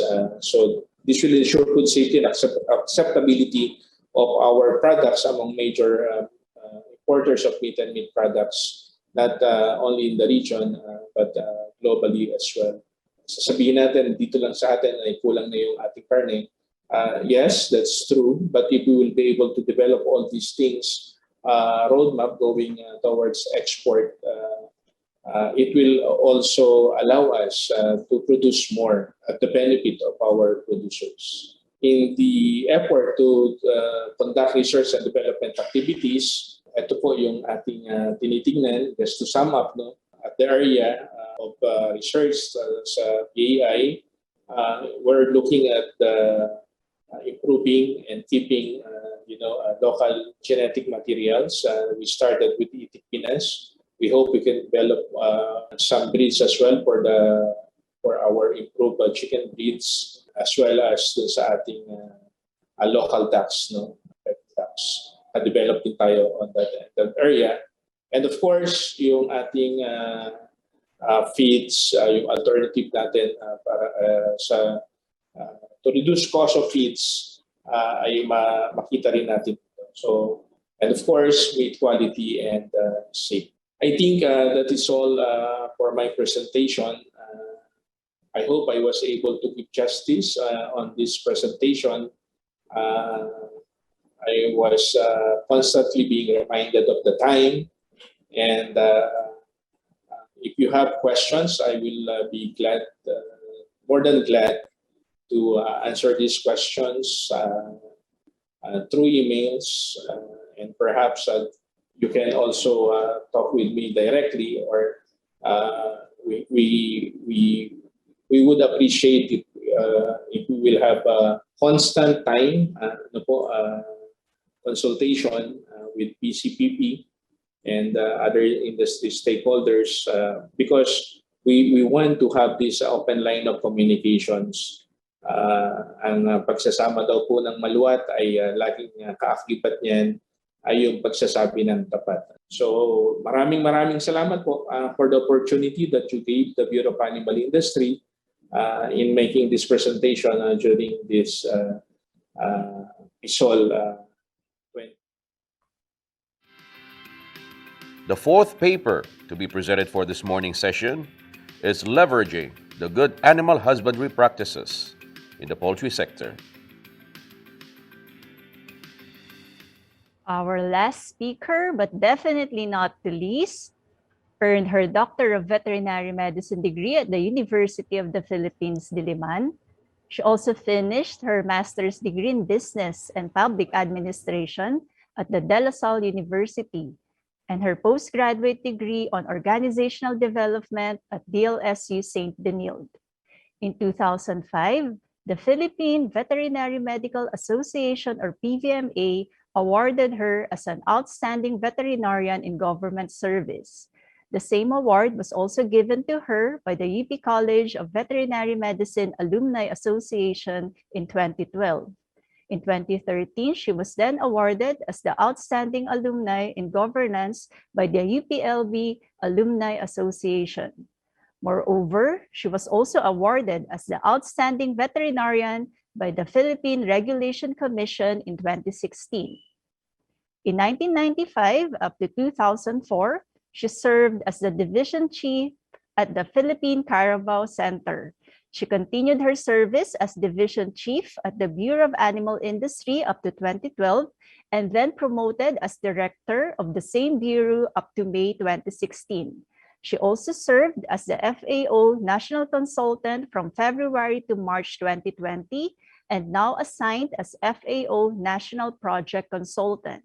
Ladies and gentlemen, please welcome the FAO National Project Consultant, Dr. Rubina O. Crescencio. Okay, good day, everyone. I'm Rubina Crescencio, currently connected with the Food Agriculture Organization of the UN as consultant to livestock emergency preparedness and response. Today, I'm very happy that I was invited by Dr. San Pedro to share again with you about GAHAP. I'm sure alam nyo na to, but doesn't pain to review it again. So, because your sector is very important. Okay, so my presentation today will consist of some historical insights on how GAHAP was developed, then some review of the legal basis that supports the implementation of GAHAP, review of some standards that are already developed, and then key elements of GAHAP, then status of GAHAP implementation, then some areas of improvement. Okay, so some historical perspective or insights.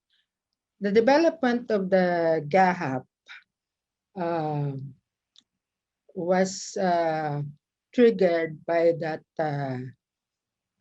intent of the government to export pork in Singapore.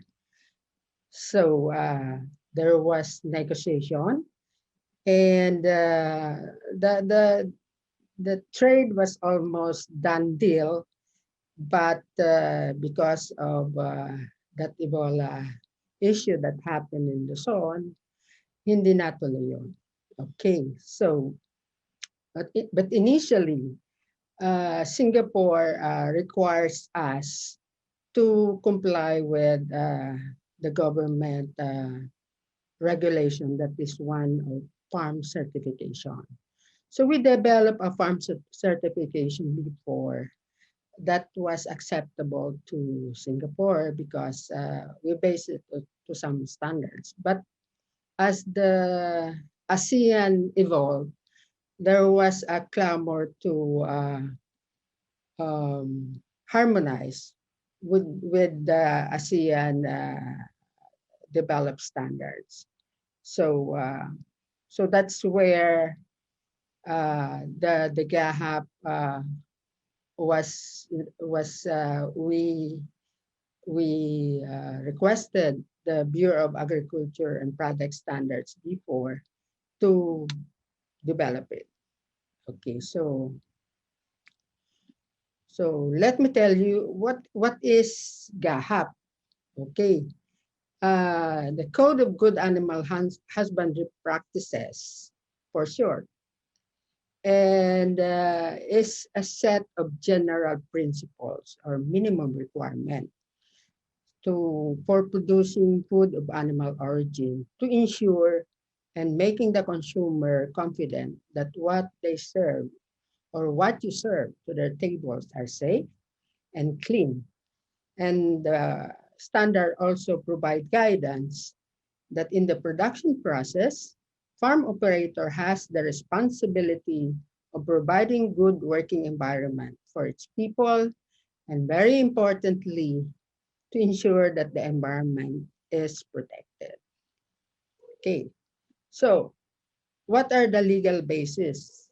So it is important at this stage to understand the different government policy, especially laws that support the implementation of GAHAP. So the most recent one is Republic Act 10611, or better known as the Food Safety Act of 2013. So this law strengthened the food safety regulatory system in the country to protect consumer health and facilitate market access of local food products. So what are the salient features of this law? So the DA in particular will develop, the law mandated DA to develop and prescribe control measures and standards. So for crops, we have the Code of Good Agricultural Practices. For livestock, you have the Good Animal Husbandry Practices. And for the aquaculture, they have the Good Aquaculture Practices. So the law emphasized that food safety must be ensured in the primary production and considering the effects and potential hazards of using chemicals, veterinary drugs, and biological products.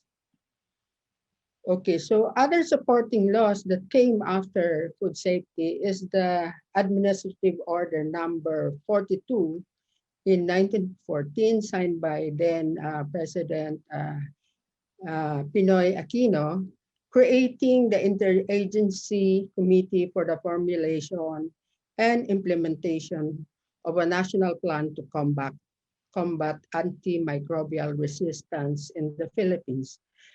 I learned that there is an ongoing collaborative activities with the private sector, I think with your group, to implement, and lastly, of course, the Republic Act of 1794. This is an old law, relatively old law, or the Consumer Act of the Philippines.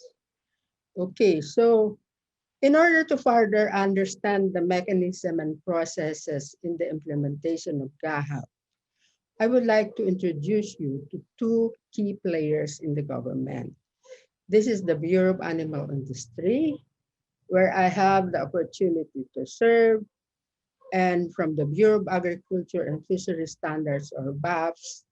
Previously, the agency was called Bureau of Agriculture and Fisheries Product Standard, but was renamed under the Food Safety Act as simply as BAFS. As the title indicates, the agency formulates standards. Okay, so just to give you an idea how the process of standard setting process, no? So first, needs are identified either directly through the Bureau of Animal Industry or from the recommendation of the industry or sector like yours. So for example, as I earlier related to you, there was no farm inspection standard or procedure before for the swine sector needed by Singapore.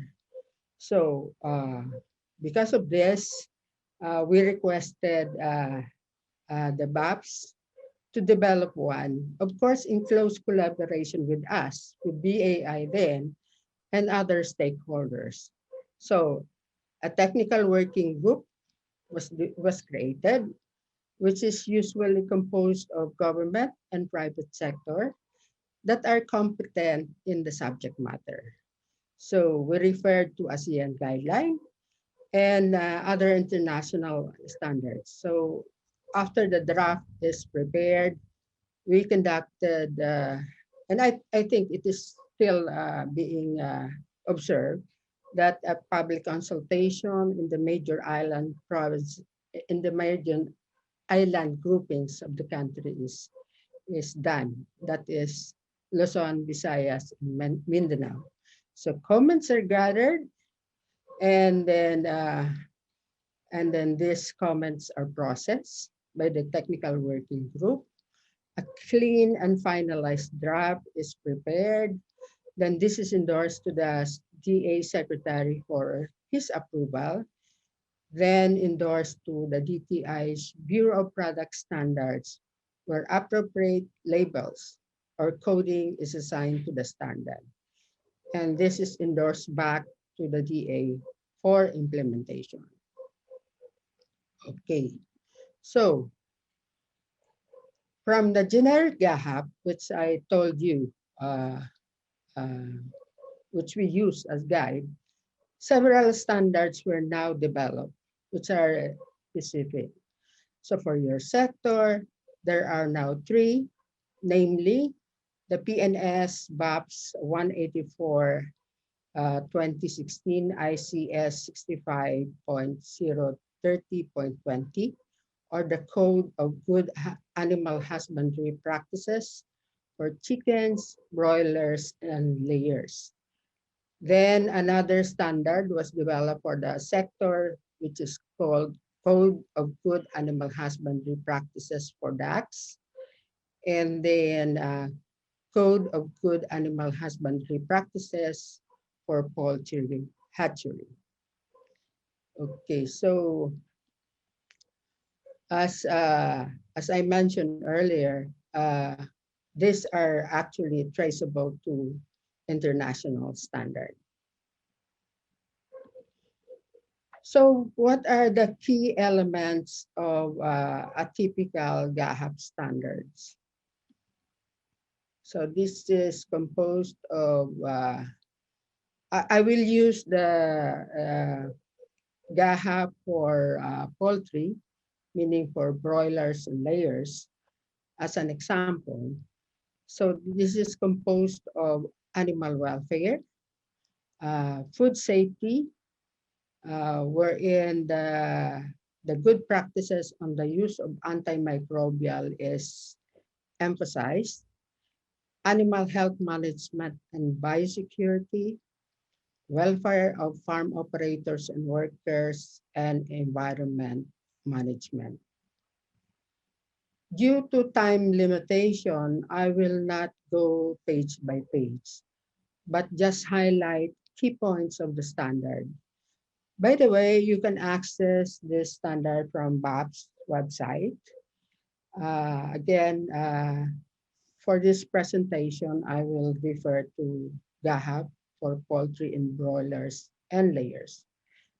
So if you look at the document or the standard, it usually starts with introductories, meaning the scope and definition of terms and other things. So under section 5.1, you will find the 8 farm components, These are guides in locating and selecting farm site, the importance of understanding the site history, farm layout, animal housing, and other farm facilities. Why is animal welfare included in the GAHAP standard? I'm sure by this time we all know about this law and its amendment. We all know, or what I would like to emphasize here is the provision in section 2 of the law that says, in summary, you cannot operate without complying or registering from the Bureau of Animal Industry. So it is a law, so there's a need for compliance uh, whenever a law is issued. I hope everyone is already animal welfare registered in your group. Okay, so another key points on food safety measure. So under section 5.2.1, feeds and veterinary inputs, uh, the standard emphasizes the traceability of your feed and veterinary drug suppliers. So for you to ensure that they also comply to standards and good practices, your suppliers should also be compliant to standards such as GMP or HACCP, and to ensure that these are registered or authorized by the Bureau of Animal Industry. Another thing that I would like to emphasize here is that the recommended withdrawal period are observed, and more importantly, no banned drugs are used. I'm sure naman that you are all complying for those consultants for poultry farms. I hope that you emphasize this to the owners, no? Okay, so another key point is the welfare of farm operators and workers and personnel. So the code emphasizes also to ensure the welfare of farm operators, farm workers, and personnel, especially for commercial growers. So there's a saying that your manpower will make or not make things happen in your farm.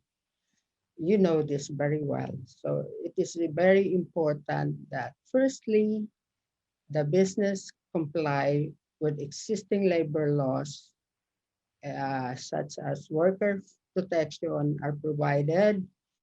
You train your people, you ensure that they are motivated, and most importantly, I think nowadays, they are well compensated. So another key points is on environment and management. From the quick assessment I made last year, some of those that responded in my survey find this component as one hurdle. In fact, this was discussed in NACADSE, and a committee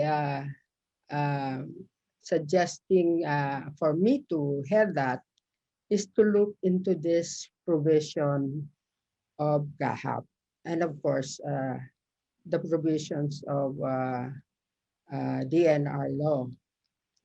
So, but since this is a law, at the moment, we're obliged to comply with many of this regulation, especially on waste management measure.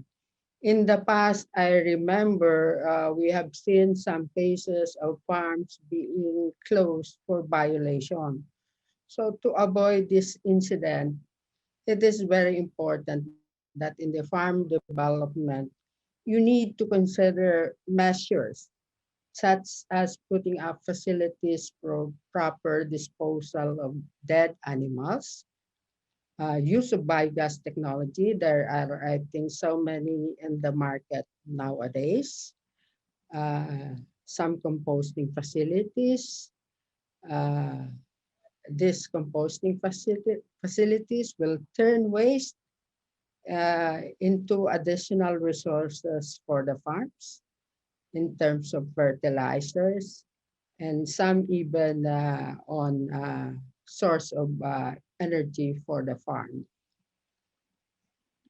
So the next slide, I think also needs no further explanation. I'm sure your group have more or less developed guidelines to address specific poultry health issues.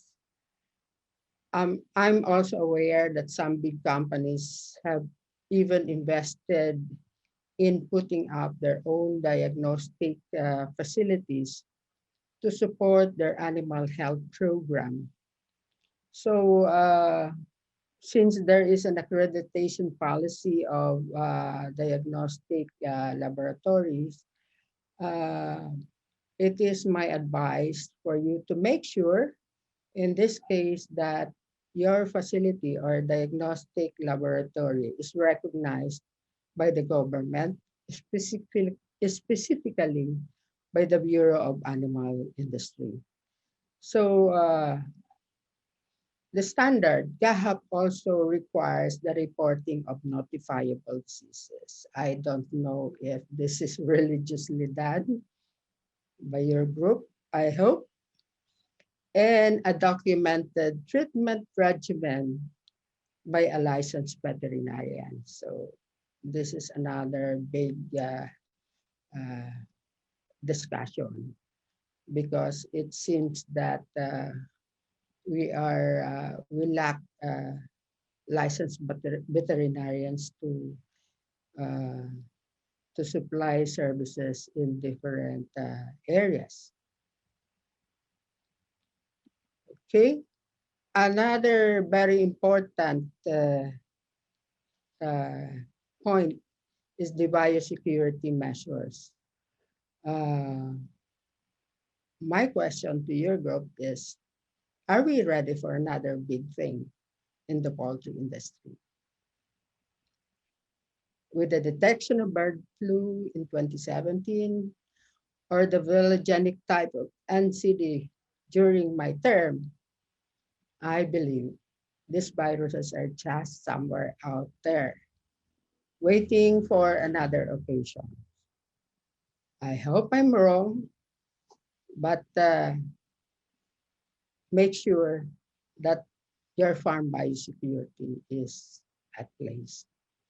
So again, the standard recommends minimum guide of having perimeter fence, netting if one can afford it, review your farm movement to ward off potential entry of infection, and of course, sanitation procedures like what we are experiencing now in the swine industry, the ASF control measures. I hope you are also making some preparedness or contingency plans in collaboration with the governments. So when I say governments, both national, which is Bureau of Animal Industry, and the local government units. By the way, the standard refers you to the ASEAN Biosecurity Management Manual for additional guide. Okay, so other important pointers. So in all the provisions of the standard, documentation and record keeping is emphasized in all the different sections of the standard, as well as the importance of traceability and identification system. So when we say traceability, you can, as the word implies, you can trace it backward and forward. So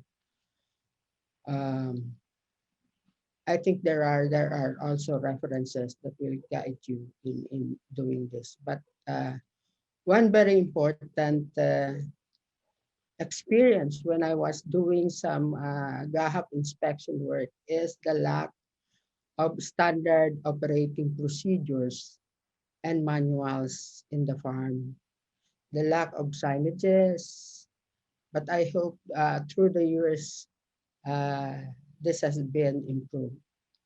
So it is also being encouraged that regular farm audits should be conducted for management, for farm management to identify gaps and areas for improvement.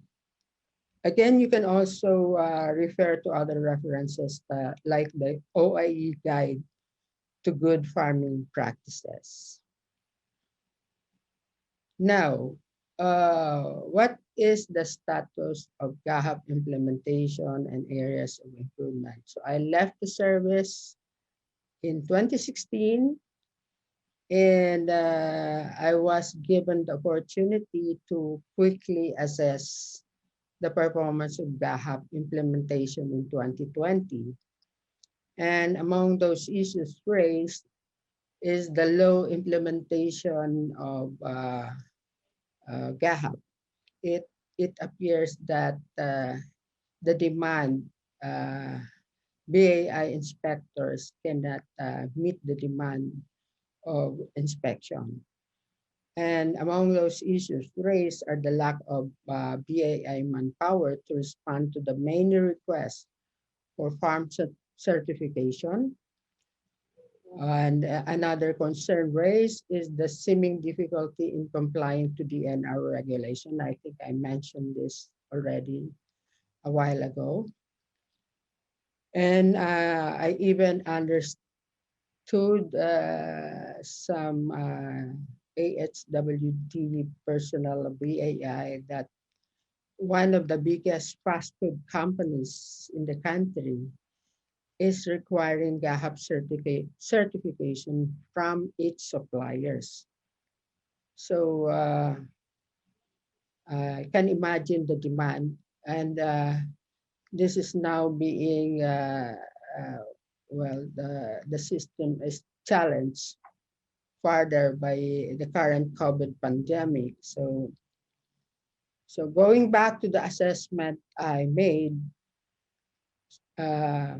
well, I made some recommendation, and one of those is the harmonization of all farm certification program to avoid duplication of requirement, and try to review the structure within the BAI so that when I say duplication of requirement, so for some of you that were certified or registered under the animal welfare, if you notice, there are some similar requirements if you apply to GAHAP. So I raised these things to PAI management and even to the NACADC meeting. Another recommendation I made is to consider the ladderized GAHAP approach of certifications.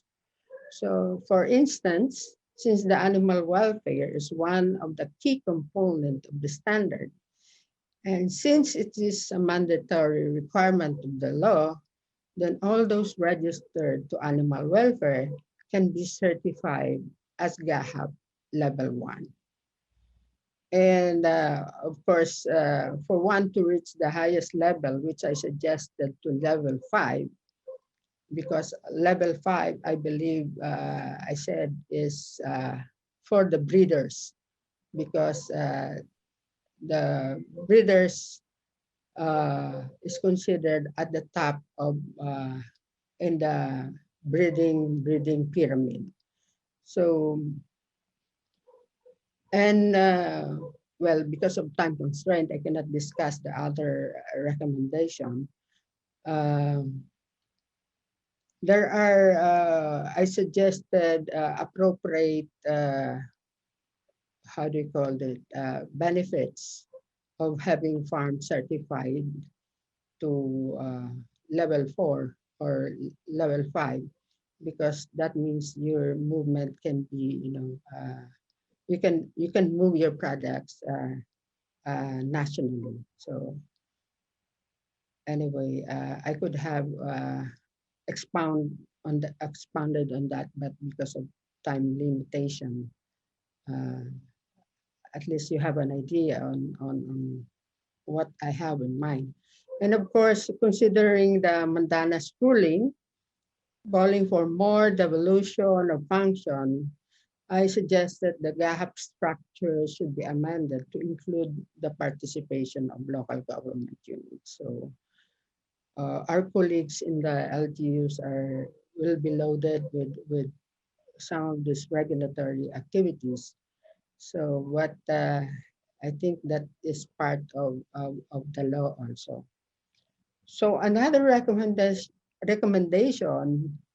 I hope you're happy with this, is to consider more participation of the private sector as third-party certifier. So this is a practice already being observed by developed countries. But of course, this would, I think, entail a lot of discussion with the Bureau of Animal Industry, and of course, set up guidelines and really involving private sector. Like, for example, your group, the Philippine College of Poultry Practitioner, who are not involved with a certain farm, or those involved in certain farm can manifest or execute some sort of a memorandum of undertakings. Anyway, so those are some ideas that can be explored to address this. But again, it all depends on the Bureau of Animal Industry, and of course the BAPs, who are the standard developer. Okay, so I would like to part my presentation here with this takeaway message, that since your group provides two essential food items, meat and eggs, and these are relatively cheap and accessible to all, it is upon your shoulders, our critical stakeholder in the poultry industry, to ensure and provide with clean and safe food for every plate, for every Filipino children. So, with that, maraming salamat sa pamunuan ng PCPP, and may God keep us safe. Thank you for listening, and may God bless us and and may God keep us safe. So for any questions, I can answer it now, or if you can just simply put it in the chat box.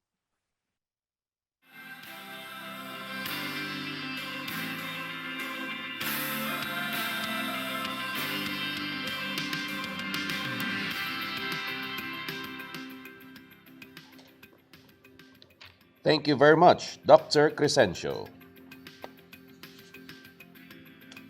We will now proceed with the open forum.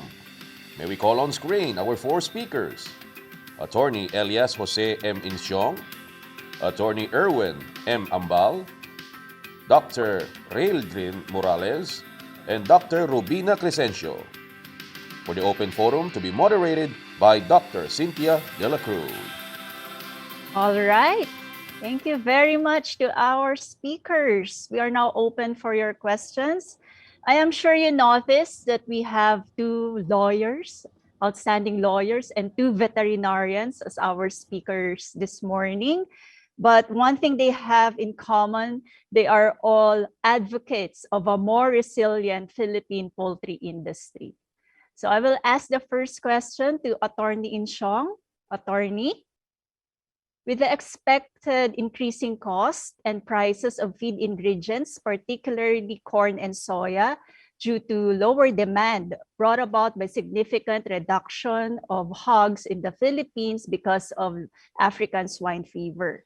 Can UBRA and other broiler chicken producers have a program to significantly increase local broiler chicken production to minimize government justification of importing more chickens than necessary in order to stabilize supply and prices for the end benefit of our Filipino consuming public? Attorney Insyong? We must understand that chicken meat is a liberalized commodity. For those who were already persons back in the year 2000, and you are already aware of your surroundings, we almost died precisely because there was a deluge of imported chicken and smuggled chicken. Therefore, you cannot, given the mindset of our government, especially of our economists and sometimes of our secretary of the DA, we all have to accept the reality that this thing will always be with us, imports, and we have tried for the last 2 decades to explain to our economists that it is not safe, it is not responsible behavior to be dependent upon imports. But we are talking to people who are ideologically committed to imports. They think this is good for the consumer. Although recent developments would show that despite the deluge of imports of hogs, of pork, there has been no significant reduction in pork prices. So what can we do? We face the reality, we accept the reality, and we make certain adjustments. However, UBRA has been advocating with lately with Congress that they should fund certain laws. Number one, Section 9 of the Price Act on the buffer fund. That it is in the law, they should provide a budget, and rather than allowing importation at lower rates or special importations, the first option should be to buy either during times when broilers are in oversupply, for them to buy and to store it, and using the warehouse receipts law, the growers can recover their working capital, of course at a discount. That is one option, and we are now engaged with the Congress for that to be budgeted. It is already in the law, so that when prices are high, they can release the buffer. There's a buffer of chicken, or they can, if they don't want to store chicken, they can subsidize the retailer or the consumer. They can study that. Another law would be Section 25 of Republic Act 7607, which provides for price support for corn. If they can provide price support for corn, corn will be stabilized, and then we will be more or less not necessarily at par with international prices, but we will be able to compete. Always remember that importers will not sell at cost. They will maximize their profits. So there is no, we have to know, all of us, that they're trying to maximize their profits. They are happy when our prices are high. They are not happy when our prices are low. Kasi lumiliit ang kita nila pag mababa ang presyo natin, or if we are close to their prices. That is the reality. We can still play the game. However, it will be difficult, as what is the government is doing now. They are promoting imports. They are financing the retailing. or at the very least, they're assisting in the retailing of frozen pork and chicken. Yung pork, maintindihan ko pa, kulang talaga. Pero yung chicken, sinama rin doon sa promotions eh. The reason there is, nalulugi rin ng mga importers ngayon. May karma rin talaga. Nalulugi rin ng karamihan ng importers maliban doon sa mga anak ng Diyos. They're losing money because, demand is very low. Yun ang problema ng lahat ng industry. Demand is very low. And that is the reason why the DA and the DTI are forced to help promote frozen chicken and frozen pork. Although, I do not see the justification for promoting frozen chicken. Wala namang ASF ang chicken ngayon. O walang bird flu. There is no need. Kung magpo-promote man sila, dapat local. Kasi sobra-sobra ang manok relative to demand. But as for a program, yun loss. What we're doing now is to advocate for the implementation of certain provisions of laws which would not really put us at par, but minimize our disadvantage. Okay. That is the reality of things. Thank you, ma'am. Thank you, Attorney Insyong. Okay. For our next question, Attorney Ambal. Attorney Ambal, egg is one of the cheapest sources of protein, and as you said, we need to focus on household consumption. What can we do to influence households to increase their egg consumption? Are there activities the Egg Board is thinking of that we can participate in? Thank you for the question. One of the reasons why the Egg Board was organized decades ago is to increase the egg consumption. Kasi ang start natin is, kaya mababa yung egg consumption before was kalaban natin dito, number one, mga doctors, medical doctors, sabi nila masama ang itlog, papataas ang cholesterol. So that was the first bad impression that the Egg Board and other egg industry players wanted to address. And I think we were successful for the past 5 or 10 years. Thanks also to the medical journals coming out from the US, binanggit nga ni Attorney Bong na it's not a nutritional issue anymore, na it's bad for your health. So over the years, na-dispel na yung issue na yan. So sa Pilipinas, we've gained some ground. Na-accept na it's a healthy food.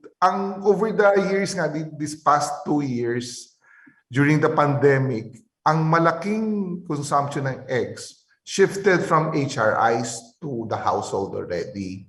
So, nung nag-start tayo around 5 years ago with an intensive campaign for more egg consumption, naglagay tayo ng mga tarps ang byline natin as an egg a day is okay. So, medyo na-pick up naman yun all over before social media came in. Nalagay tayo sa buses, then even sa mga billboards, then also radio shows. Then, ang SOCMED nga, we shifted from being a nutritious food na walang issue sa cholesterol, nag-shift tayo sa different ways of preparing food. Kasi the reason, and I would go to the next question, why there's so much consumption in other countries, like Japan and Malaysia, they consume thrice as much as we do. It's because of also it's cultural. Yung kinakain nila, ang egg is not only a breakfast food. Dito sa Pilipinas, we started off that egg is isa lang klase or dalawa lang klase ang preparation natin. Sinasama natin siya sinangag, silog, and everything. Or nilalaga natin. Ngayon, medyo we're trying to expand the recipe where we could use the eggs. So, and thanks also, nung sumikat na itong mga mami, mga instant soup na we add one more egg. And thanks also to them na they're advocating and they're promoting their instant soup na it's better if you put 1 egg or 2 eggs or several eggs if you have a whole family. ang malaking impact sa atin sa consumption ng eggs. Take note also pala na when we compute the per capita consumption, hindi lang yung kinukonsume mo sa bahay, pati yung kinukonsume ng buong bansa, including the consumption of the HRIs. So, nung nagka-pandemic tayo, as I mentioned earlier, malaking part ng HRIs ang nag-slow down. Ang sumambot dito yung household consumptions. Narinig natin, lalo na sa probinsya, nung nagpalabas ang gobyerno ng ayuda, the local government would give out eggs along with chicken and mga dilata. So, nag-spike ng consumption and nag-stock up din ang household ng eggs. Instead nga na 1 dozen lang binibili na, they buy 2 or sometimes 3 trays of eggs kasi hindi nila alam kung kailan sila makakalabas o makapamalengke. So, and eggs is the most flexible, one of the most flexible and cheapest talaga source of protein. So, yun yung number one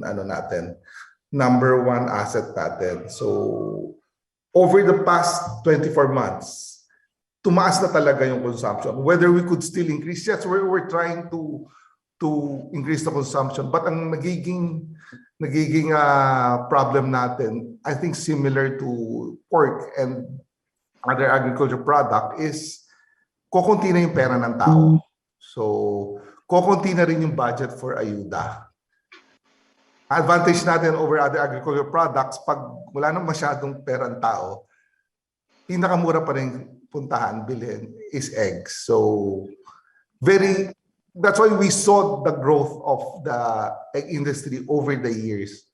Kasi ang tingin nga namin dito is pagkain ng mahihirap, mura, madaling i-prepare. Ang nakikita lang namin nakakawa is palit yung size na binibili ng tao. They're looking for household consumption to peewee and small before medium and large. Ang sign nito is kumukonti na yung disposable income or yung pera ng tao. Kung ano yung ma-afford nila na pinakamaliit na itlog na pinakamura, yun yung bibili nila. Mahal ang baboy, shift sila sa itlog. Pero hindi yung malaking itlog bibili nila yung pinakamaliit. Because of the budget restrictions. Yes, it's really at the end of the day, it's really a question of how much money do you have. Meron akong 6 kami sa pamilya, kailangan kong bumili ng 6 na itlog. Ang bibiling kong itlog is yung pinakamaliit na itlog, basta may pula, which is peewee or small, para panlagay ko lang sa aking instant mommy, pang ulam na pinaghalo namin. Basta may makitang pula, itlog na yan.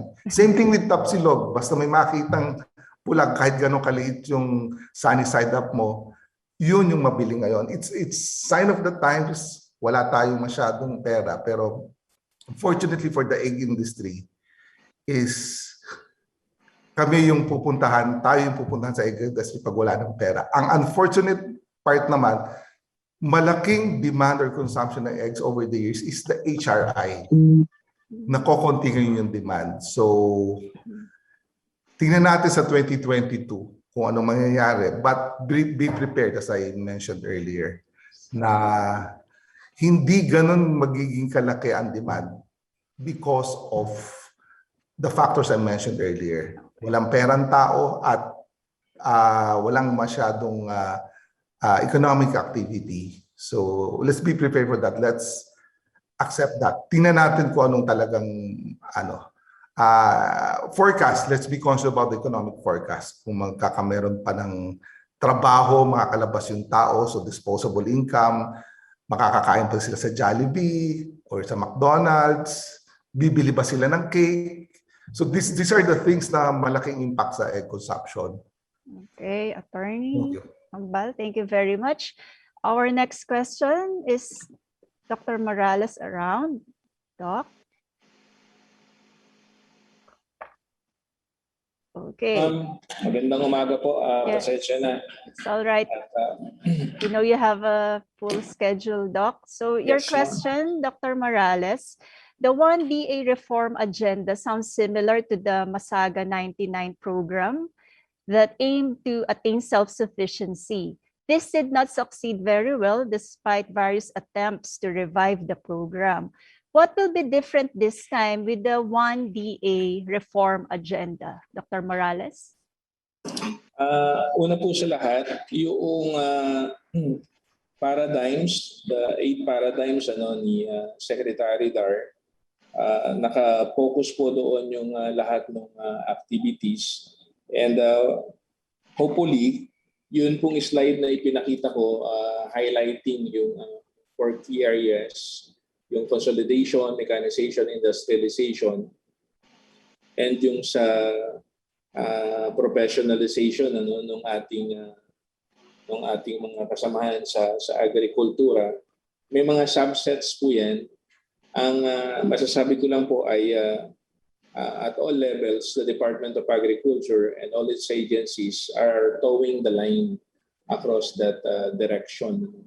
So however short the time may be left for this administration, the point is we're laying the ground. And may isa po akong question na nakita dito from Bonito Oliveros, na nakita daw nila yung mga problema na nito, estudyante pa lang siya. And how can we assure that their grandchildren will not see these challenges? We know for a fact po kasi na ang sistema natin kung minsan ay nakasenter doon sa administration. So nagiging nakasenter siya sa leadership. Ngayon po, ang ating nga pong ini-espouse ay we're trying to develop roadmaps for these different commodities. And that roadmap, once these roadmaps po pala ay led by the industry stakeholder themselves. And at DA, we are just facilitating yung crafting nitong roadmaps na to. So with these roadmaps, we are hoping that the commodities or the industries concerned will be insulated doon sa changes ng personalities who will be implementing these roadmaps. So yan po siguro yung isang paraan para magkaroon na tayo ng break from the usual patterns of these issues and concerns na pabalik-balik. And nakita ko po si Attorney Insyong, magandang umaga Attorney, and si Attorney Insyong, in all our discussions, lagi niya sinasabi, these are the old same problems na pabalik-balik, paulit-ulit. So hopefully po, ma-institutionalize natin yung mga measures that will not be centered on personalities as I mentioned through these roadmaps, and accordingly ay mailatag natin yung isang programa, yung sinasabi nga ni Dr. Mariano, yung reform agenda, mailatag ito at kahit sino man yung sumunod na mamuno sa Department of Agriculture, itutuloy nila yan despite na meron silang additional na gustong programa na gawin. So yun lang po yung nakikita natin. Programs has to be institutionalized so that it can actually take off. Napakaikli po kasi ng panahon kung minsan para sa mga administrasyon to actually realize yung kanilang programa na nailalatag. So I think that's the key to have the problems fully addressed. Ano po? So if I may continue, ma'am, sabi po rito, may nakita po akong question dito. Source of reliable data on livestock and poultry and the feed production is very important. Bakit daw po wala pang nakapublish sa BAI website? So yun pong nabanggit ko doon sa aking presentation. Lahat po ng ito, tugon din po ito sa panawagan ng industriya. Kamakailan lamang doon sa isang meeting, nabanggitan naman ni Attorney Insyong to, that it has been provided for under the AFMA law. Ngayon po, nagsisimula tayo doon sa maliliit.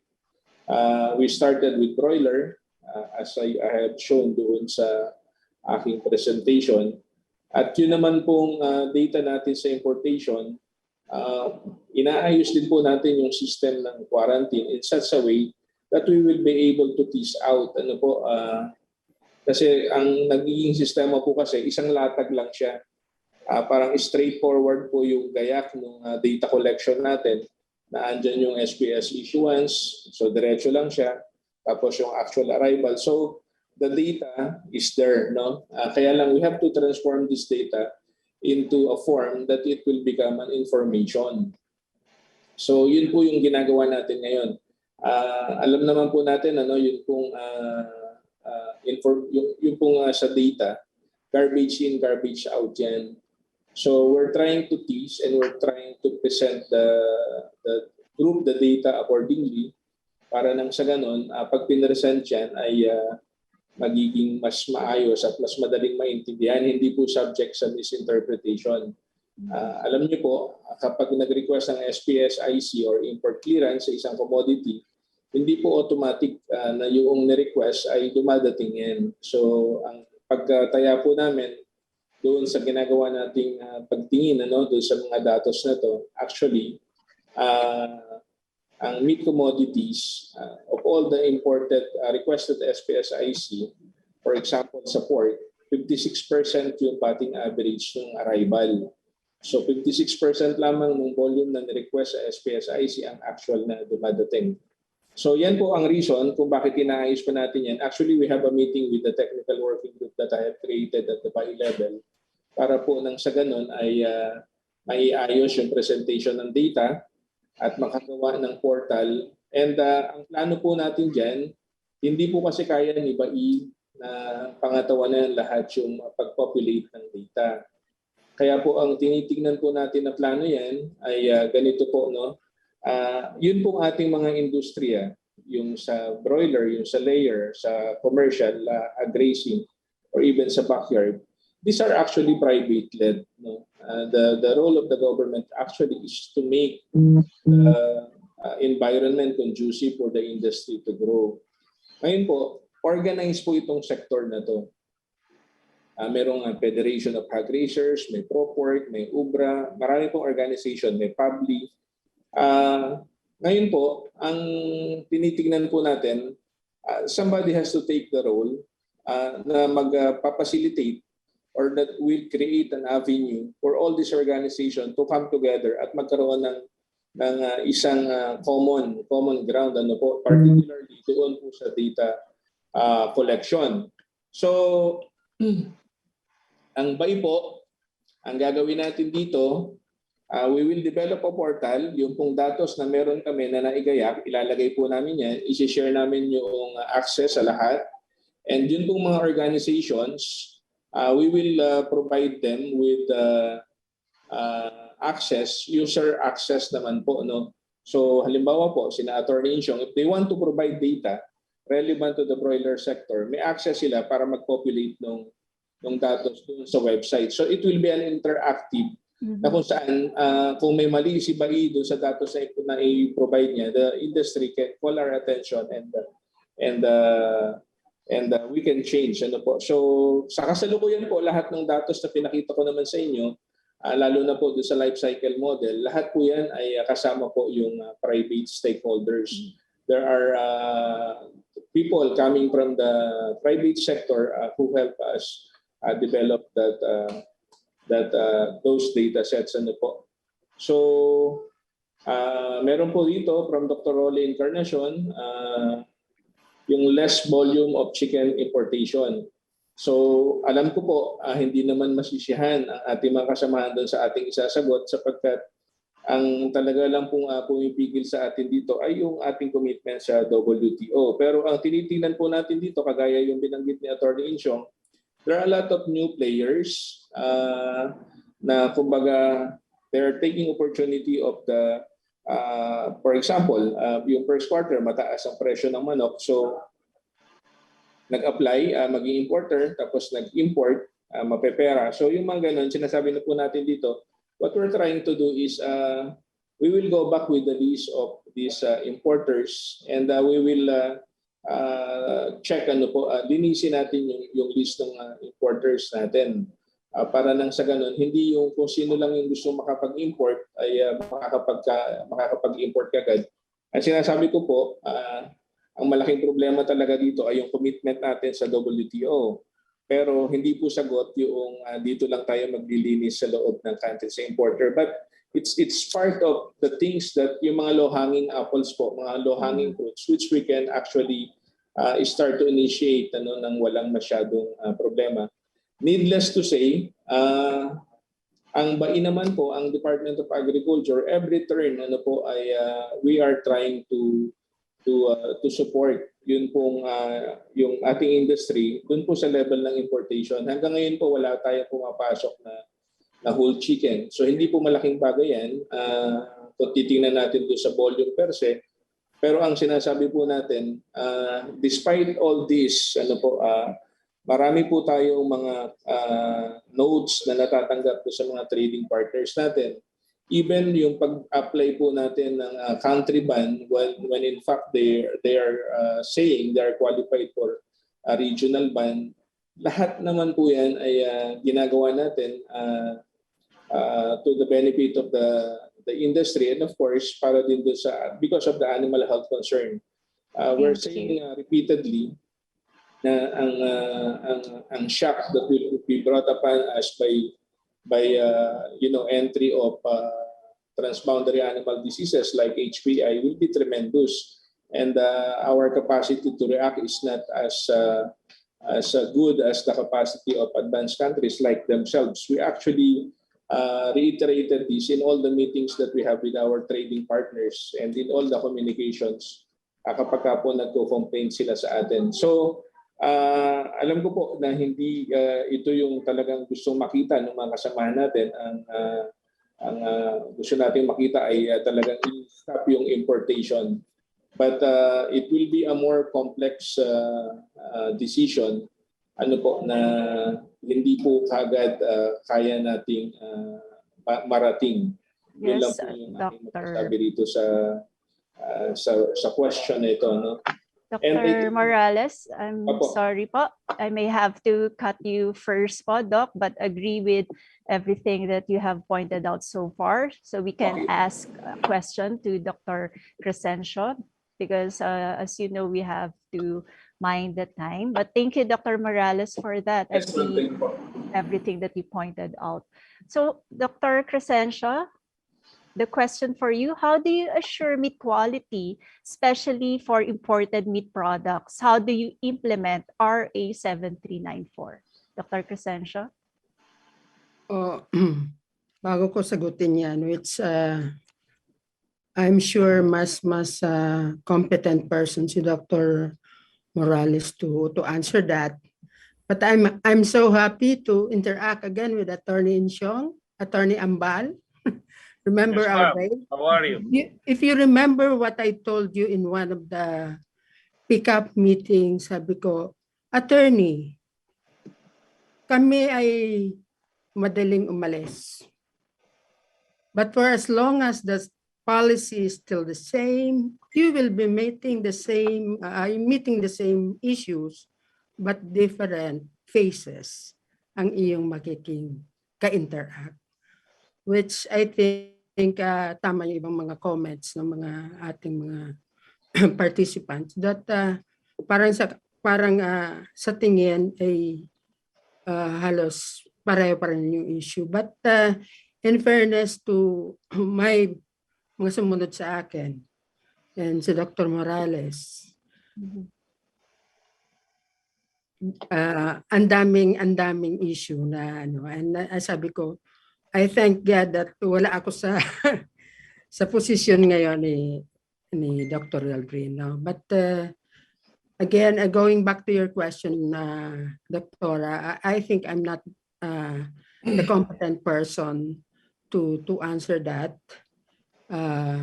But one thing I would just like to draw up from my experience in the topic that I was assigned is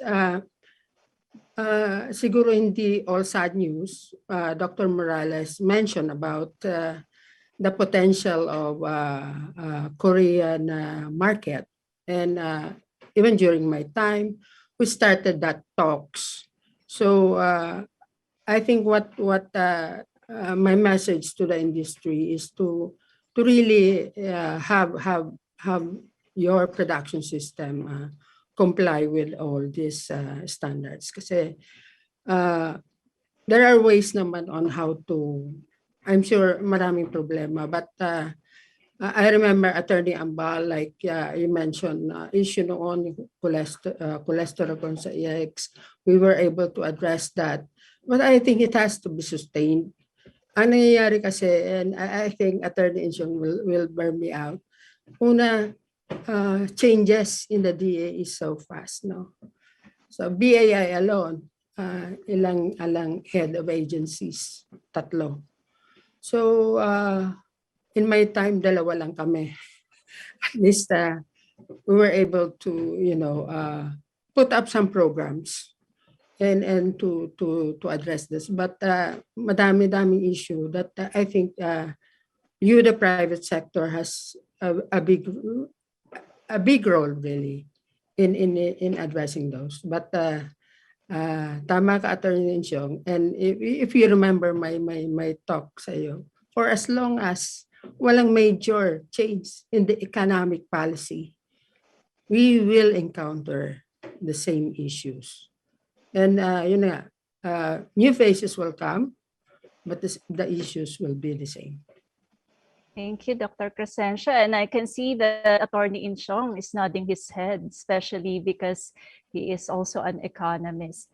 Attorney Bong, I have another question for you, and maybe you can also add something about what was pointed out by Dr. Crescencio. So based on your industry assessment, what is the primary factor that our farmers, producers can improve to lower down their costs and survive this pandemic or slightly compete with imported chicken? Attorney Insyong? Ma'am, actually, in fairness to the players, whether integrators or commercial or independents, we have some of the most creative players on earth. Because you have to realize, animal nutrition in this country is very challenging. I understand from the animal nutritionist, I know that that profession in other countries, especially in the first world, is rather boring. Whereas in this country, it is very exciting because there are times when you have to change your formulation twice a week, which is the recent phenomenon. But despite that, we are at par in terms of the technical parameters. Now, how do you bring down costs to compete with imports? That is an impossibility because we are competing with subsidized products. Perhaps if government will likewise subsidize our industry and the rest of agriculture, that is a possibility. But right now, what is being implemented, the only commitment that is being implemented in WTO with such intensity is import liberalization or market access in the language of the WTO. Of course, it was radicalized by our economists to become import liberalization because under WTO, you have successful third world countries. With respect at least to poultry, you have Thailand, you have Indonesia, you have Malaysia, you have China, you have Vietnam, and not only in agriculture in general. Actually, in this part of the world, tayo lang naiiba kasi naiiba yung mga ekonomista natin. Our economists are full of it, actually, to be very polite. They are full of it. The only thing we can do as a sector is to become as efficient as possible. You have the mindset that you always go for quality feeds, quality inputs, so that you can perform very well, whether or not prices are high. Babanggain mo naman lahat ng presyo na yan, especially if you're an integrator. Lahat naman babanggain mo and you look for, you diversify your markets. And of course, you take advantage of the fact that, the lechon manok market is a whole chicken market. Our weakness is like quarters. In my presentation, we compared there was a table there on comparing retail prices here and in the US. Ang problema lang naman talaga natin, given the subsidies, despite the subsidies, leg quarters. Ang sinasabi ng mga nag-i-explain sa amin through the years, kahit yata sa manok may racism. Kasi pagka raw dark meat, ayaw ng mga puti doon. Pagka raw breast, white meat, gusto nila. I do not know if that is true. I have yet to ask my relatives kasi yung mga relatives ko Pilipino rin kain ng wings and kasi yung wings dark meat din eh. Kaya hindi rin namin maintindihan. And remember, leg quarters are cheaper than a drumstick or a leg or a thigh when as a separate cut. Hindi rin namin maintindihan bakit mura yung leg quarters. Meron siyang thigh, meron siyang leg, meron siyang drumstick, magkasama pa. Mas mura siya dun sa drumstick na nag-iisa o dun sa thigh na nag-iisa. If any one of you can explain it to me in private, I will welcome the information. But I have yet to encounter a human being na maka-explain niya ng matino sa akin.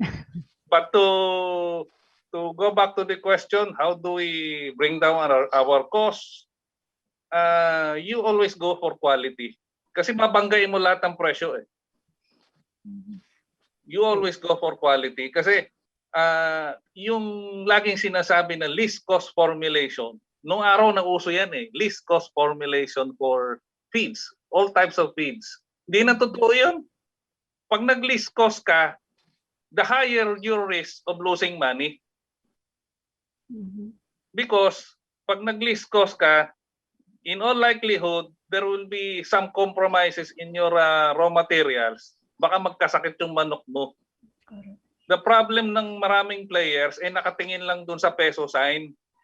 You listen to your animal nutritionist. Kasi kung puro peso sign lang ang tiningnan mo, mahal itong feeds na to, dito tayo. Hindi naman equal ang values ng feeds mo eh. Yun lang yun, ma'am. I may have extended my answer. Thank you, Attorney Ma'am, Bong. excuse po, can I just make one point? Yes, of course, Dr. Morales, sure. Yes, somebody sent me a message with regards to I think nasa question din ni Dr. Lina Policarpio that there is now a trend of cage-free production sa layer. No? Please make no confusion. During the OIE General Assembly held last May, we made manifestation. We did not only abstain, we voted against implementation.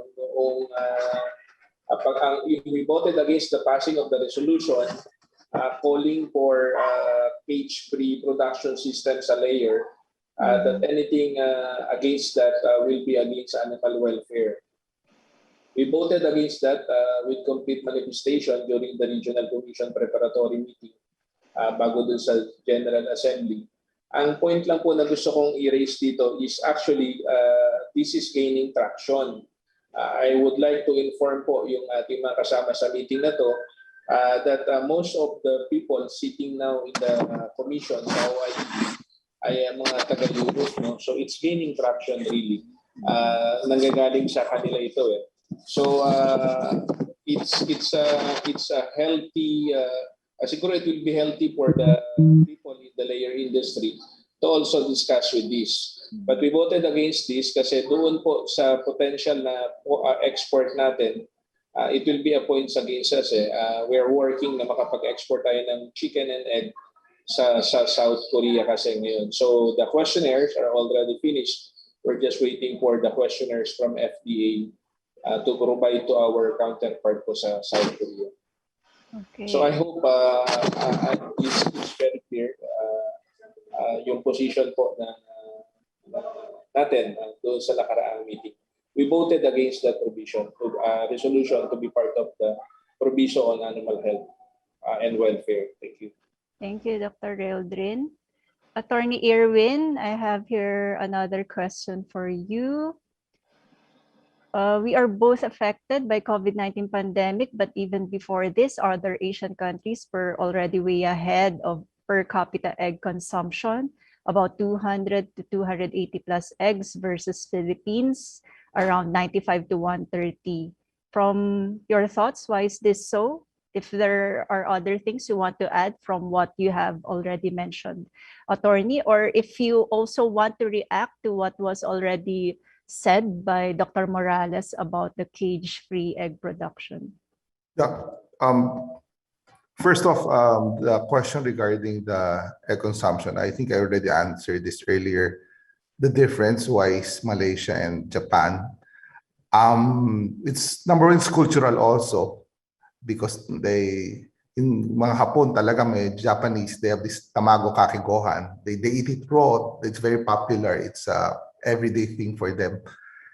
The food that they eat, as I said earlier, hindi lang breakfast food ang egg. So, ayun. Regarding the figures, I think around 10 years ago when we started off the campaign on the egg promotion, the egg consumption was, I think, around 90 plus eggs per capita per year. Right now, it's hovering around 120 plus. Tama yung estimate.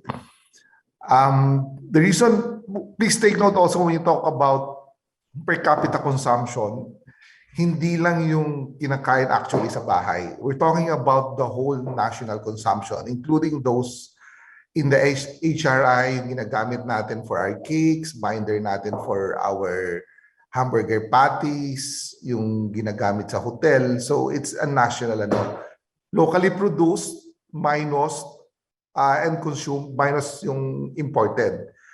Ang magandang balita lang dito, over the years, nabawasan natin, opposite sa broiler, nabawasan natin yung importation. Before we were importing a lot of pasteurized liquid eggs and powdered eggs. Nabawasan na siya over the last 10 years. Medyo nagiging importation na lang on the egg side is the powdered eggs, especially for the powdered whites, mostly again for HRIs. So that's a good juice. The main reason for this, mahirap import ang itlog because the main consumption is on table eggs and the logistical cost of importing whole table eggs is very expensive. But over the years, we've seen one country who can actually land it here at a cheaper cost whole egg. Ang problema lang is maintaining the cold chain. So mababa talagang egg production cost even among other Asian countries compared to the Philippines. So ang second point ko is I'd like to thank siguro the BAI, especially si Director Morales for opposing, not only abstaining, but specifically opposing the move for cage-free legislation on the international level. As narinig nyo naman sa Europe, it's already legislated. And since majority ng composition ng commission are Europeans, they're trying to spread it all over the world, pushing for local legislation in other countries for cage-free. Take note also anong impact nito. If you go cage-free, you spend at least 20% more feeds because they're out of the cage, they run around. You have to spend at least 20% more feeds for each hen. So malaki yung production cost mo pag cage-free. And based on our study also, kaya lang siya pumipick up sa Southeast Asia is because yung mga multinational companies which are headquartered in Europe, they're forcing their branches to go cage-free. So it's not coming out of an Asian country saying we should go cage-free. It's mostly multinationals HQ'd or headquartered from European countries imposing their standards of cage-free in their branches in Southeast Asia or in Asian countries. So since dito tayo we're very cost-conscious, we need to maintain some flexibility and be allowed pa rin to grow them in cages. So I'd like to thank on behalf of the Egg Board, and I think I speak for the rest of the layer farmers. na hindi pinayagan yung move in the international agreements and to impose it as a standards locally ang requirement of growing eggs or rearing layer your hens in cage-free environment. So like that.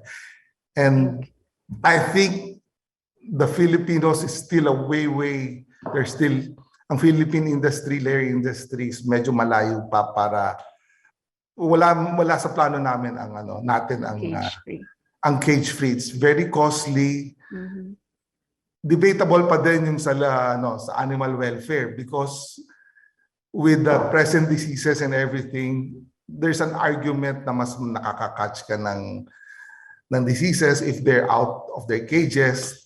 We've seen also cage-free systems in other countries. I don't want to point out, mas kawawa ang chickens at saka yung tao, yung flockman nila when they go through the barn with this system. So, I'd like to thank Secretary for that, Director Dr. Morales for signifying the stand of the Philippines to go against this cage-free requirement.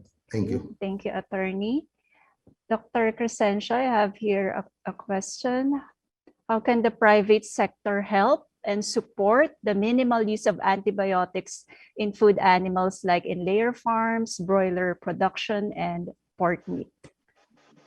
Attorney, Dr. Crescencio. I think you go to basics, no? Strategic. So when do you use antimicrobials? When there are diseases. But when this is being used in the previous, I hope it's not anymore, the so-called as growth promotants, then something, So I think we need to advocate this in all levels because that's why in my last slide I said this is future of our children. No? Although wala akong anak. Kaya madami. So ganun po. It's not naman strictly not allowed, but there are just some guides in using in prudently using antimicrobials. Okay. By the way,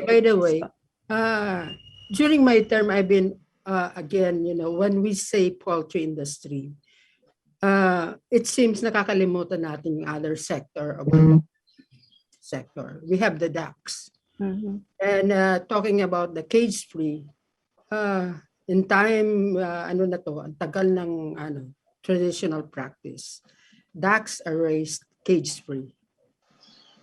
So, pwedeng yun ang ating leverage. Okay. We apply that for ducks. No one is caging the ducks, but it's another story in the chicken sector. So ito yung during the pickup day, sabi ko, hello, when you say poultry industry, it's not only chicken.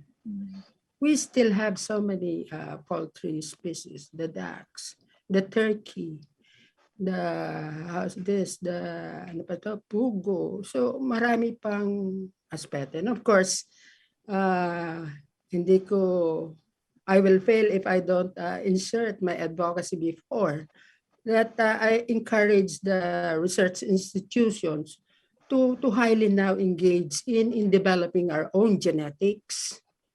Now we have started the Philippine Native Animal Development Program. And that there are already some genetics with potential. And I hope the universities like you, Doc, to really, wag na nating ng genetics ng abroad because it's already, but what we have. So, tangkilikin natin ito because, again, this composed, ito yung malaking sector. No, if you look at again the statistic, mag-aaway na naman private sector and the PSA. They say it's backyard. No, but until now they cannot, disaggregate it to specific breeds of chicken, ang dami natin. And of course, native pigs. Okay, so sinisingit ko to kahit wala na ako sa serbisyo. Try to advocate this because climate change is there. We will lose this genetics if we don't do something, no? Or the worst is, manakaw ito ng ibang bansa because of the traits that is already being proven by some researchers in UP, no? I've not heard other universities doing this, but I hope Cavite State University start looking at this. Thank you for that challenge, Dr. Crescencio. I will surely keep that in mind. Thank you po. We have a lot of questions, dear participants. Unfortunately, our speakers cannot answer them all, but rest assured that they have copies of those questions and they will try to answer that through email. So before we award the certificates, I would like to ask each of our speakers to please give a very short final message na lang po. Let's start with you, Attorney Bong. I would just like to thank the Poultry School, PCPP, for inviting me. Just keep safe. To use a favorite word of Joji San Diego, mabalasik ngayon yung COVID. Ingat tayong lahat. Yun na lamang. Thanks, Attorney Bong. Attorney Ambal. Yes, I'd like to thank also the Philippine Poultry School, even with this pandemic. We need you more because mas challenging ngayon ang layer farming because expensive raw materials and reduced demand. So we have to be on top of our game. And thank you for updating us on the technical side. We need the industry needs you more right now, more than ever, because we have to be more cost efficient right now. Again, thank you. Attorney. Attorney Morales. Dr. Morales, I'm sorry, sir. Okay, Dr. Crescencio, a short message, ma'am. Yeah, thank you very much. And then we'll go back to Dr. Morales. For having me. Kahit wala na tayo sa serbisyo, nabibigyan pa rin ng opportunity to speak to you based on my experience. And one advice lang that that roadmap has started with me. I hope you complete it. Please participate, substantiate it with specifics, with budgets. Palakarin nyo na yung chicken roadmap because, as I said, there are different species of poultry. So the duck sector can also develop their roadmaps. That's the only way. No? Akala ko noon during my time, okay, ito na lang. But look at the other resources that we have. So thank you very much. More power to the poultry College of Poultry Practitioner. Thank you, Dr. Bing. Dr. Reldrin, a short message po. Maraming salamat po sa Philippine College of Poultry Practitioner for allowing us to be part of this online school. At congratulations po and maraming salamat for your continued yung resilience and persistence to continually educate the members of the college and the industry stakeholders. Ang Bureau of Animal Industry po remains committed. Maraming pong kailangang panggawin. Alam po namin na hindi namin kayang ibigay ng buo yung expectation ng ating mga stakeholder. Pero ang masasabi lamang po namin, lalo na po ngayon sa panahon po ng aking panunungkulan bilang director ng BAI, we will always be open. Ano man po yung gusto niyong sabihin, naka-open po ang linya ng Bureau of Animal Industry. We take no offense doon sa mga hinaing, doon sa mga reklamo na inilalatag niyo sa amin. Rather, we will all use that para po nang sa ganun, mas mapa-improve kung ano man ang kailangan i-improve pa ng Bureau of Animal Industry. Pero ang panghuling pananawagan ko po sa lahat, hindi kaya ito ni Bai, pagtulong-tulungan po natin kung saan tayo po pwedeng magtulong-tulong. Maraming salamat po.